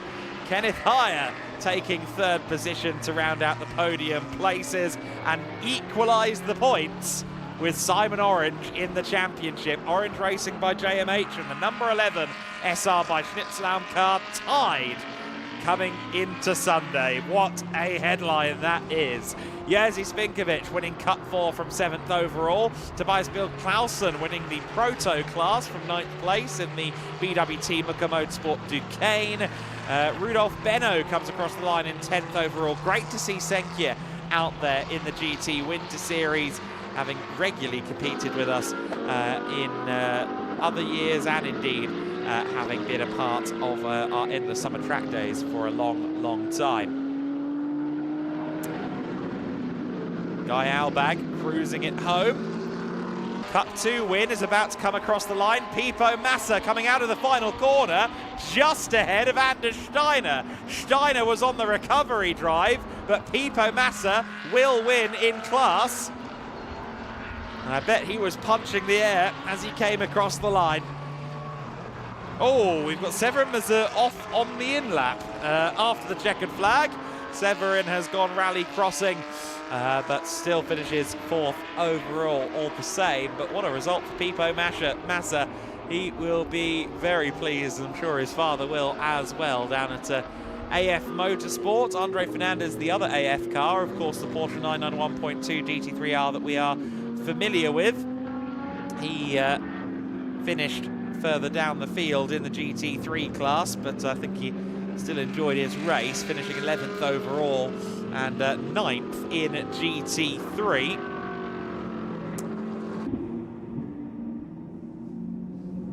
Look at Motorsport recovering their GT4 from Parc Ferme. They have a prototype to contend with next, of course. But Guy Albag, our race winner in the GT Winter Series. First time he's won in the Winter Series paddock. Of course, he was with us previously in Formula Winter Series competition, taking the big step up to GT racing. Has already been successful in Italy in a cameo appearance, winning an AM class race in Italian GT. But this is a big moment for him. And clearly, it means a lot to the crew as well.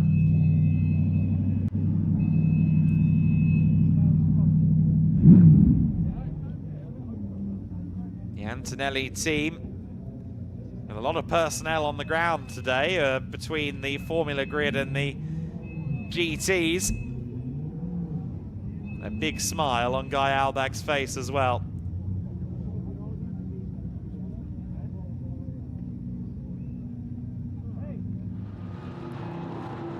Alfredo Hernandez, I think, may have missed the checkered flag. He's just coming across the line now to do, I think, a second in lap. He has indeed already taken the checkered flag, but he will make his way around fairly quickly. The rest of the field streaming into Parc Ferme. The top 3 parked down under the pit lane, under the podium, I should say.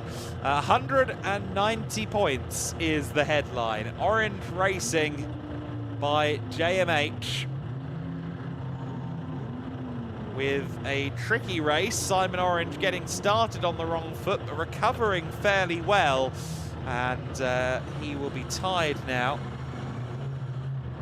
with, or they will be tied, Orange and Clutton, with Haya and Hertling going into Sunday. That is going to be a lot of fun to watch on Sunday. Igor Klaya still with an outsider shot at the championship, but it is now a much more distant possibility for the driver of the number 7 PTT car. For Jamo Hertling and Marcus Clutton, routinely the stronger drivers of the lineups in the 67 and 11 cars, I think they will feel a lot of pressure on their shoulders. One man who will feel no pressure after that result, Guy Albag, is with Izzy. Yeah, and he's a popular guy. There's a lot of people that have come down here to celebrate with him. Guy, congratulations, a first win in GT3s. That must feel good, especially given it was an up and down weekend last weekend in Aragon. Yeah, thank you so much. It was a good week, like good race. I think we had a good pace. At the end, I started slowing down a bit because the tires were done, but yeah, overall it's good. Well, you'd built a nice gap before that. I mean, you left the safety car restart very late, but actually managed it perfectly. Yeah, it was good. I managed to get a big gap compared to the Lamborghini behind me, and then it was just staying in line and driving like I know to drive. And what were the conditions like out there today? Yeah, it was getting drier, and then the tires were in the high temperature, so I tried to sometimes on the straight line to go off the racing line, so to get some wet, like the wet tarmac, and then wasn't helping so much, but yeah, so it's good. Well, you've got the win under your belt now. I mean, what does this do for confidence tomorrow? And also, how much does it mean to see all these people celebrating you? Yeah, we keep pushing for tomorrow. Hopefully it's gonna be dry tomorrow. And yeah, just old team of mine. I raced with them last year in the F4. It's very nice to see them again. Congratulations, go and enjoy the win on the podium. Yeah, the entire Rodin team has come down here to celebrate, Guy. Saw in the back of shot there as well that Hans Heyer is here, father of Kenneth Heyer. Great to have him in the paddock. Let's take a look back then at highlights from race 1 of the weekend.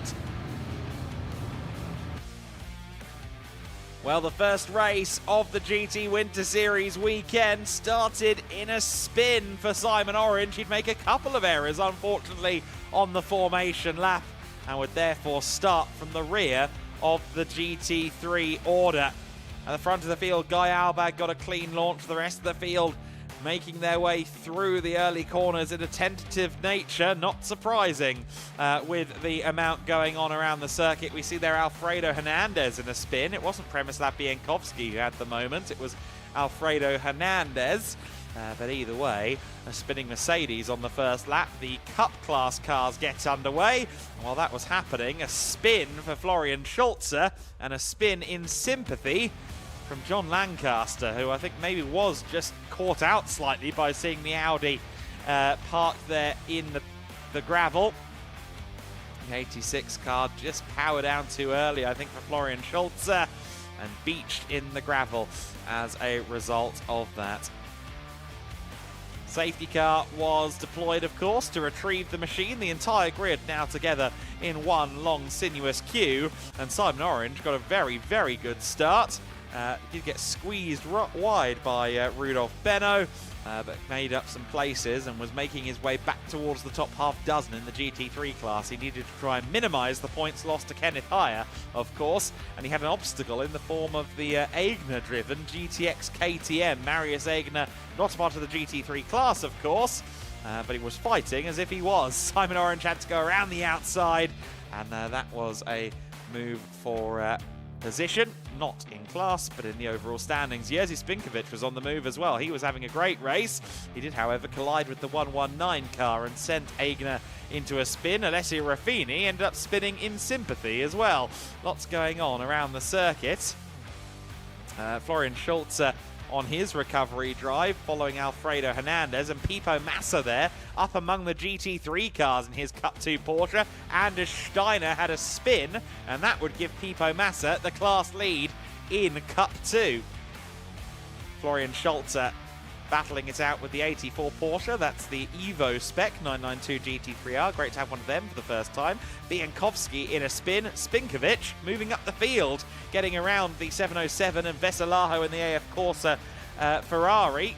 Geppert in the SMC McLaren, though, was getting the better of the situation until they went 3 wide. Spinkovic getting a much better run out of turn 5. That was a fairly easy move. It wouldn't be definitive, though. He'd continue fighting Veselaho until the end of the race. Pipo Massa with Alfredo Hernandez for company as he was trying to focus forward on the Cup 2 lead. A disaster in Cup 2 for Igor Klyer. He beached himself in the gravel, will only score points for 6th position, and that may not cut the mustard for his title aspirations. Przemysław Bienkowski making a 2nd spin, unfortunately, but he would be classified ultimately down in 25th position. Pipo Massa was defending hard at the end of the race for the Cup 2 win, which he held over Anders Steiner.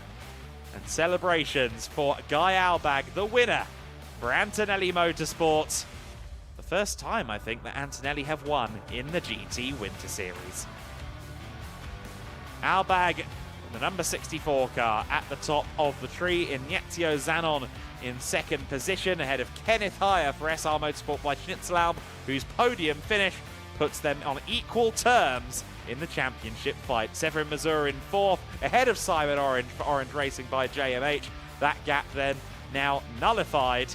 Jaroslav Veselaho in 6th position. Jerzy Spinkovic winning Cup 4 from 4th, ahead of Alejandro Geppert. Tobias Bill Clausen winning the Proto class from 9th overall, ahead of Rudolf Benno. In 11th position, it was Andre Fernandez of AF Motorsport, John Lancaster in P12 for MZR KTM, Petar Matic 13th and 2nd in Cup 4 in the Lamborghini, Florian Scholzer 14th, Marius Eigner recovering to 15th ahead of Alessio Raffini, Oliver Witzer in 17th place, Alfredo Hernandez in 18th, and Pipo Massa winning by a hair's breadth at the end there with Anders Steiner in the Cup 2 class. Michael Hove running 21st overall, Alberto Di Martine, the sole GT2 class entry in 22nd, Raffaele Vitale next in the order, Pavel Bushka in 24th, Przemysław Bienkowski 25th ahead of Thursberg, Fischbaum, Kimby, and Andreas Greiling, Igor Klyer not taking the flag but doing just enough to be classified as a finisher, not out of the championship order, but certainly several steps further back than he was coming into this race. An interesting race in the GT Winter Series, a thriller in prospect for Sunday with tied points on the horizon. Will it be Orange Racing by JMH? Will it be SR Motorsport by Schnitzelbaum? That's going to be the question for Sunday. And Kenneth Hyatt, for now, gets to celebrate the podium, but it'll be celebrations of a muted nature, I think, because he'll be just as transfixed with what comes next as we are here as well. So Jerzy Spinkovic, I do want to again spotlight him returning to the sport after an absence stretching back over half a year. He's been through a lot to get back into the car, and great to see that he is every bit as fast as he was where we saw him previously in the GT Winter Series. Spinkovic with a comfortable Cup 4 win and a 7th place finish overall, beating out some of those GT3s. A great day in the office for him. Guy Albag's pace in that race was really quite impressive for Antonelli. Have the feeling that perhaps Zanon or Haya or even Mazur could challenge, but Guy Albag held strong. Of course, the big test for him, I think, will come on Sunday morning, where he drives solo up against the likes of Hertling, the likes of Michelotto, Marcus Clutton. That will be a eyebrow raiser, I'm sure, for him. He'll have some work to do to try and match the feat in the second sprint race of the weekend.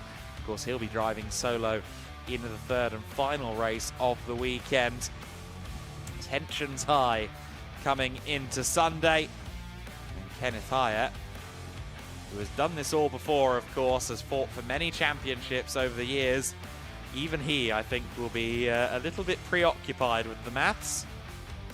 He'll sit in his motorhome this evening working out what he needs to do. And ultimately, when you're tied for points, I think the only answer is win, win, and win some more. And certainly he'll be willing Jamo Hertling on in race 2 on Sunday morning. The GTX class, of course, fairly well populated this weekend, and it was John Lancaster that won that category. I think it will be tomorrow that we see Hamed Al-Wahibi at the wheel. I'm sure there'll be a lot of Omani motorsport fans watching that one. The first ever driver from Oman to compete in the World Rally Championship and a runner-up in the Group N Cup of the WRC in 1999. That would, of course, later be known as the Production World Rally Championship. A very impressive driver, and this is his circuit racing debut. He's been focusing on Baja style competition in recent times, and I'm very curious to see how he adapts to racing in the world of the circuits. It'll be, I think, dry conditions. The wet might not be such a bad thing for him if he were to experience it, given he's done some 3 decades on loose surfaces, but we'll see how he performs in the KTM. Incidentally, it was a KTM that he was testing for Baja. Yes, they do build Baja buggies as well, that led to this debut, and we look forward to seeing that unfold on Sunday. Of course, in the Sunday endurance race, Pipo Massa will be handing the car over to Felipe for the third and final race. We'll get to see the 11-time Grand Prix winner in his element. He's not raced in Europe for a good number of years. He's raced in his home continent and in Brazil itself fairly regularly, but in terms of European racing, I think you have to go back to his Formula E tenure to see Felipe Massa here in the EU. So we are, of course, awaiting personnel for the podiums, and in fact, I think we've just collared the last of them. Andy, let's go down to you. Well, a fantastic opening day of the season finale here at Barcelona. Our GT Winter Series podium is ready to go. And we start with the GTX class. In third position, Michael Fishbaum.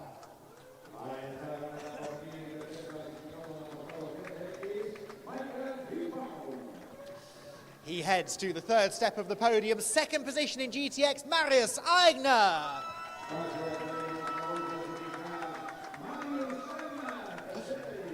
And Marius gets a huge cheer from the crew down below. I suspect another one is incoming for our GTX class winner, John Lancaster.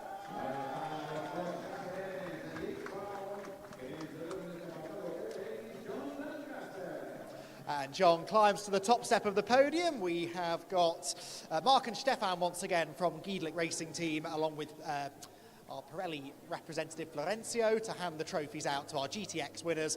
And we saw plenty of dicing in amongst the GTX cars as they got mixed in with some of the GT3s. Photos can be taken of our GTX podium finishers. And John Lancaster managing to claim himself a win. And a 1-2 for the MZR team as well. And they are very happy with that. We've got a full pit lane down below the Circuit de Barcelona-Catalunya podium to join in the celebration, starting with GTX and moving on now to our Cup 4 podium finishes.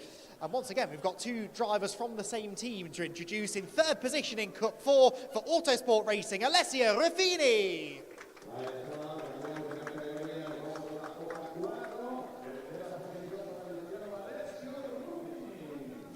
And it's another Autosport Racing driver that we welcome onto the podium next. Second place in Cup 4 for Petar Matic.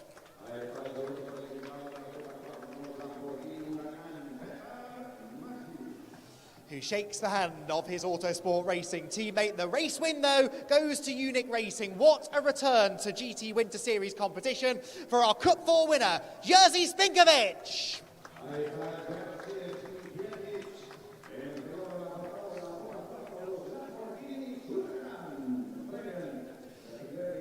And the trophies handed out by, once again, the GEDLICH and Pirelli crew. What a return from injury for Jerzy Spinkovic. And he had circled this weekend as his ideal return to the track. And what an ideal return it was. Not only picking up the Cup 4 win, but once again proving that he has the pace to battle the GT3 cars. The safety car brought him into contention for an overall top 6 finish. And he was thoroughly enjoying that battle. And celebrates a win in Cup 4. So our Cup 4 drivers leave the podium and we head next to Cup 3. Just the one driver that we think we're going to be welcoming to the podium this time. Our Cup 3 winner for MS Racing, Andreas Greiling.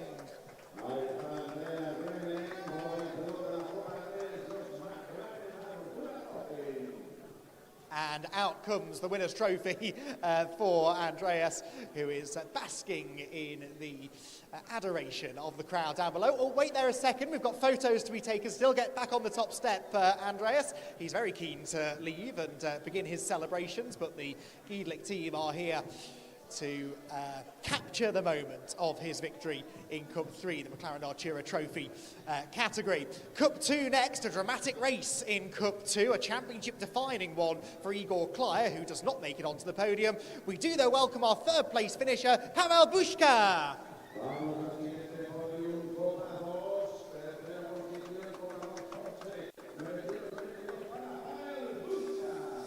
He heads to the third step of the podium to be joined on the second step by Team Steiner Racing's Anders Steiner.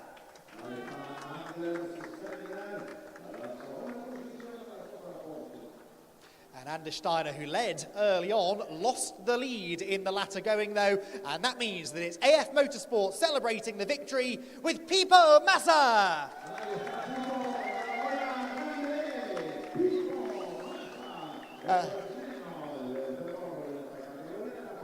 Fantastic reception from the team down below. Pipo Massa heads to the top step of the podium and proves that the apple didn't fall particularly far from that tree, did it? He has a big smile on his face as he receives his winner's trophy from Florencio, from Pirelli, and Pipo Massa. It was a tough battle, that, between he and Anders Steiner. Of course, Igor Klyer briefly getting involved in that too. Igor's non-finish, though, might now have taken him out of championship contention. We will wait and see what happens tomorrow. For now, though, it is AF Motorsport celebrating as Pipo Massa celebrates victory in Cup 2. Congratulations, guys. They leave the podium, and we now have our Cup 1 winner set to join us on the podium. Just the one entrant in Cup 1 this weekend. So the victory goes to Rosso Corsa's Raffaele Vitale.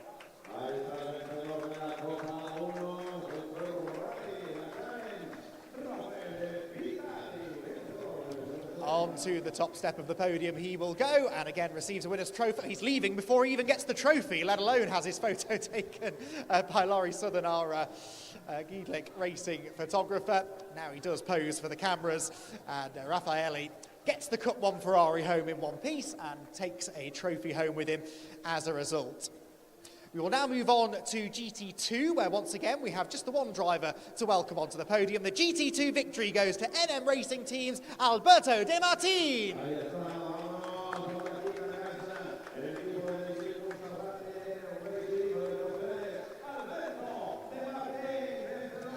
Onto the top step he goes then. He's very happy with that. The Spaniard on home ground picking up a trophy and getting the victory in GT2. And the only GT2 spec car out there running to the GT2 balanced performance, hence why he was in a class of his own, but able to get the car to the flag and claim a trophy. Right, GT3 is up next, and this of course also incorporates our overall top 3 finishers. Third position, hugely valuable championship points for SR Motorsport by Schnitzel-Alm's Kenneth Heyer.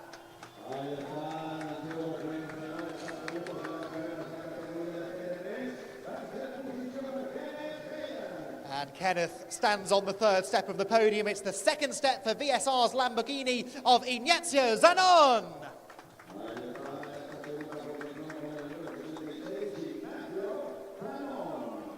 But it is a race victory, and I suspect a loud cheer incoming for Antonelli Motorsport's Guy Alberg.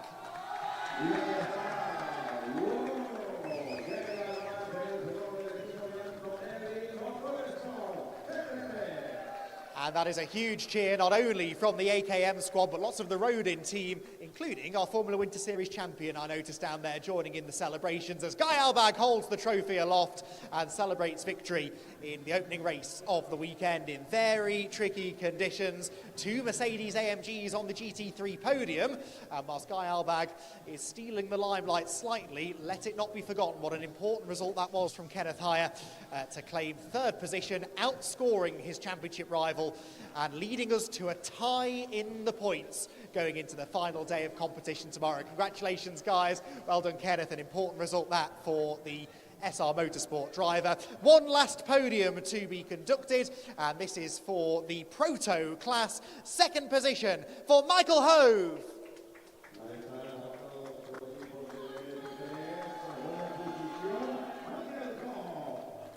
And the race win in the Proto class goes the way of BWT Muka Motorsport's Tobias Bild Clausen.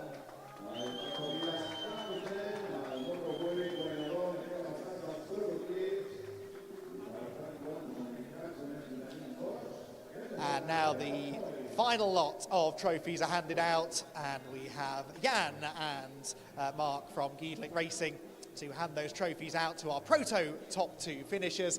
And again, lots of celebrations still ongoing down in the pit lane. So photos taken, podiums concluded here on day 1 of the Winter Series finale. Let's head down into the pit lane and get some final thoughts from Izzy Browning.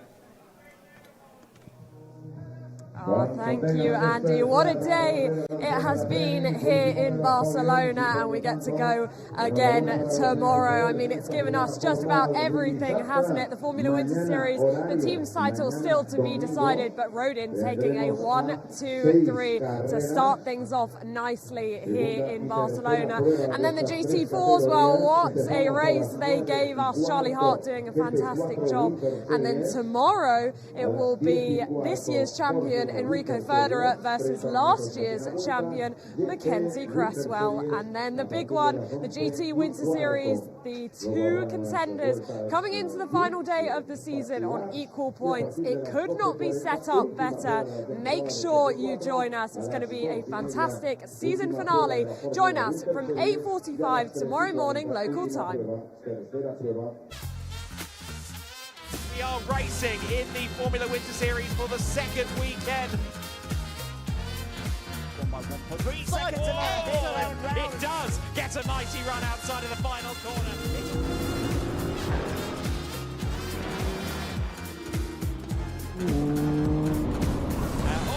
Danny Sufi loses it into the first corner. We are underway and racing in the GT Winter Series, but already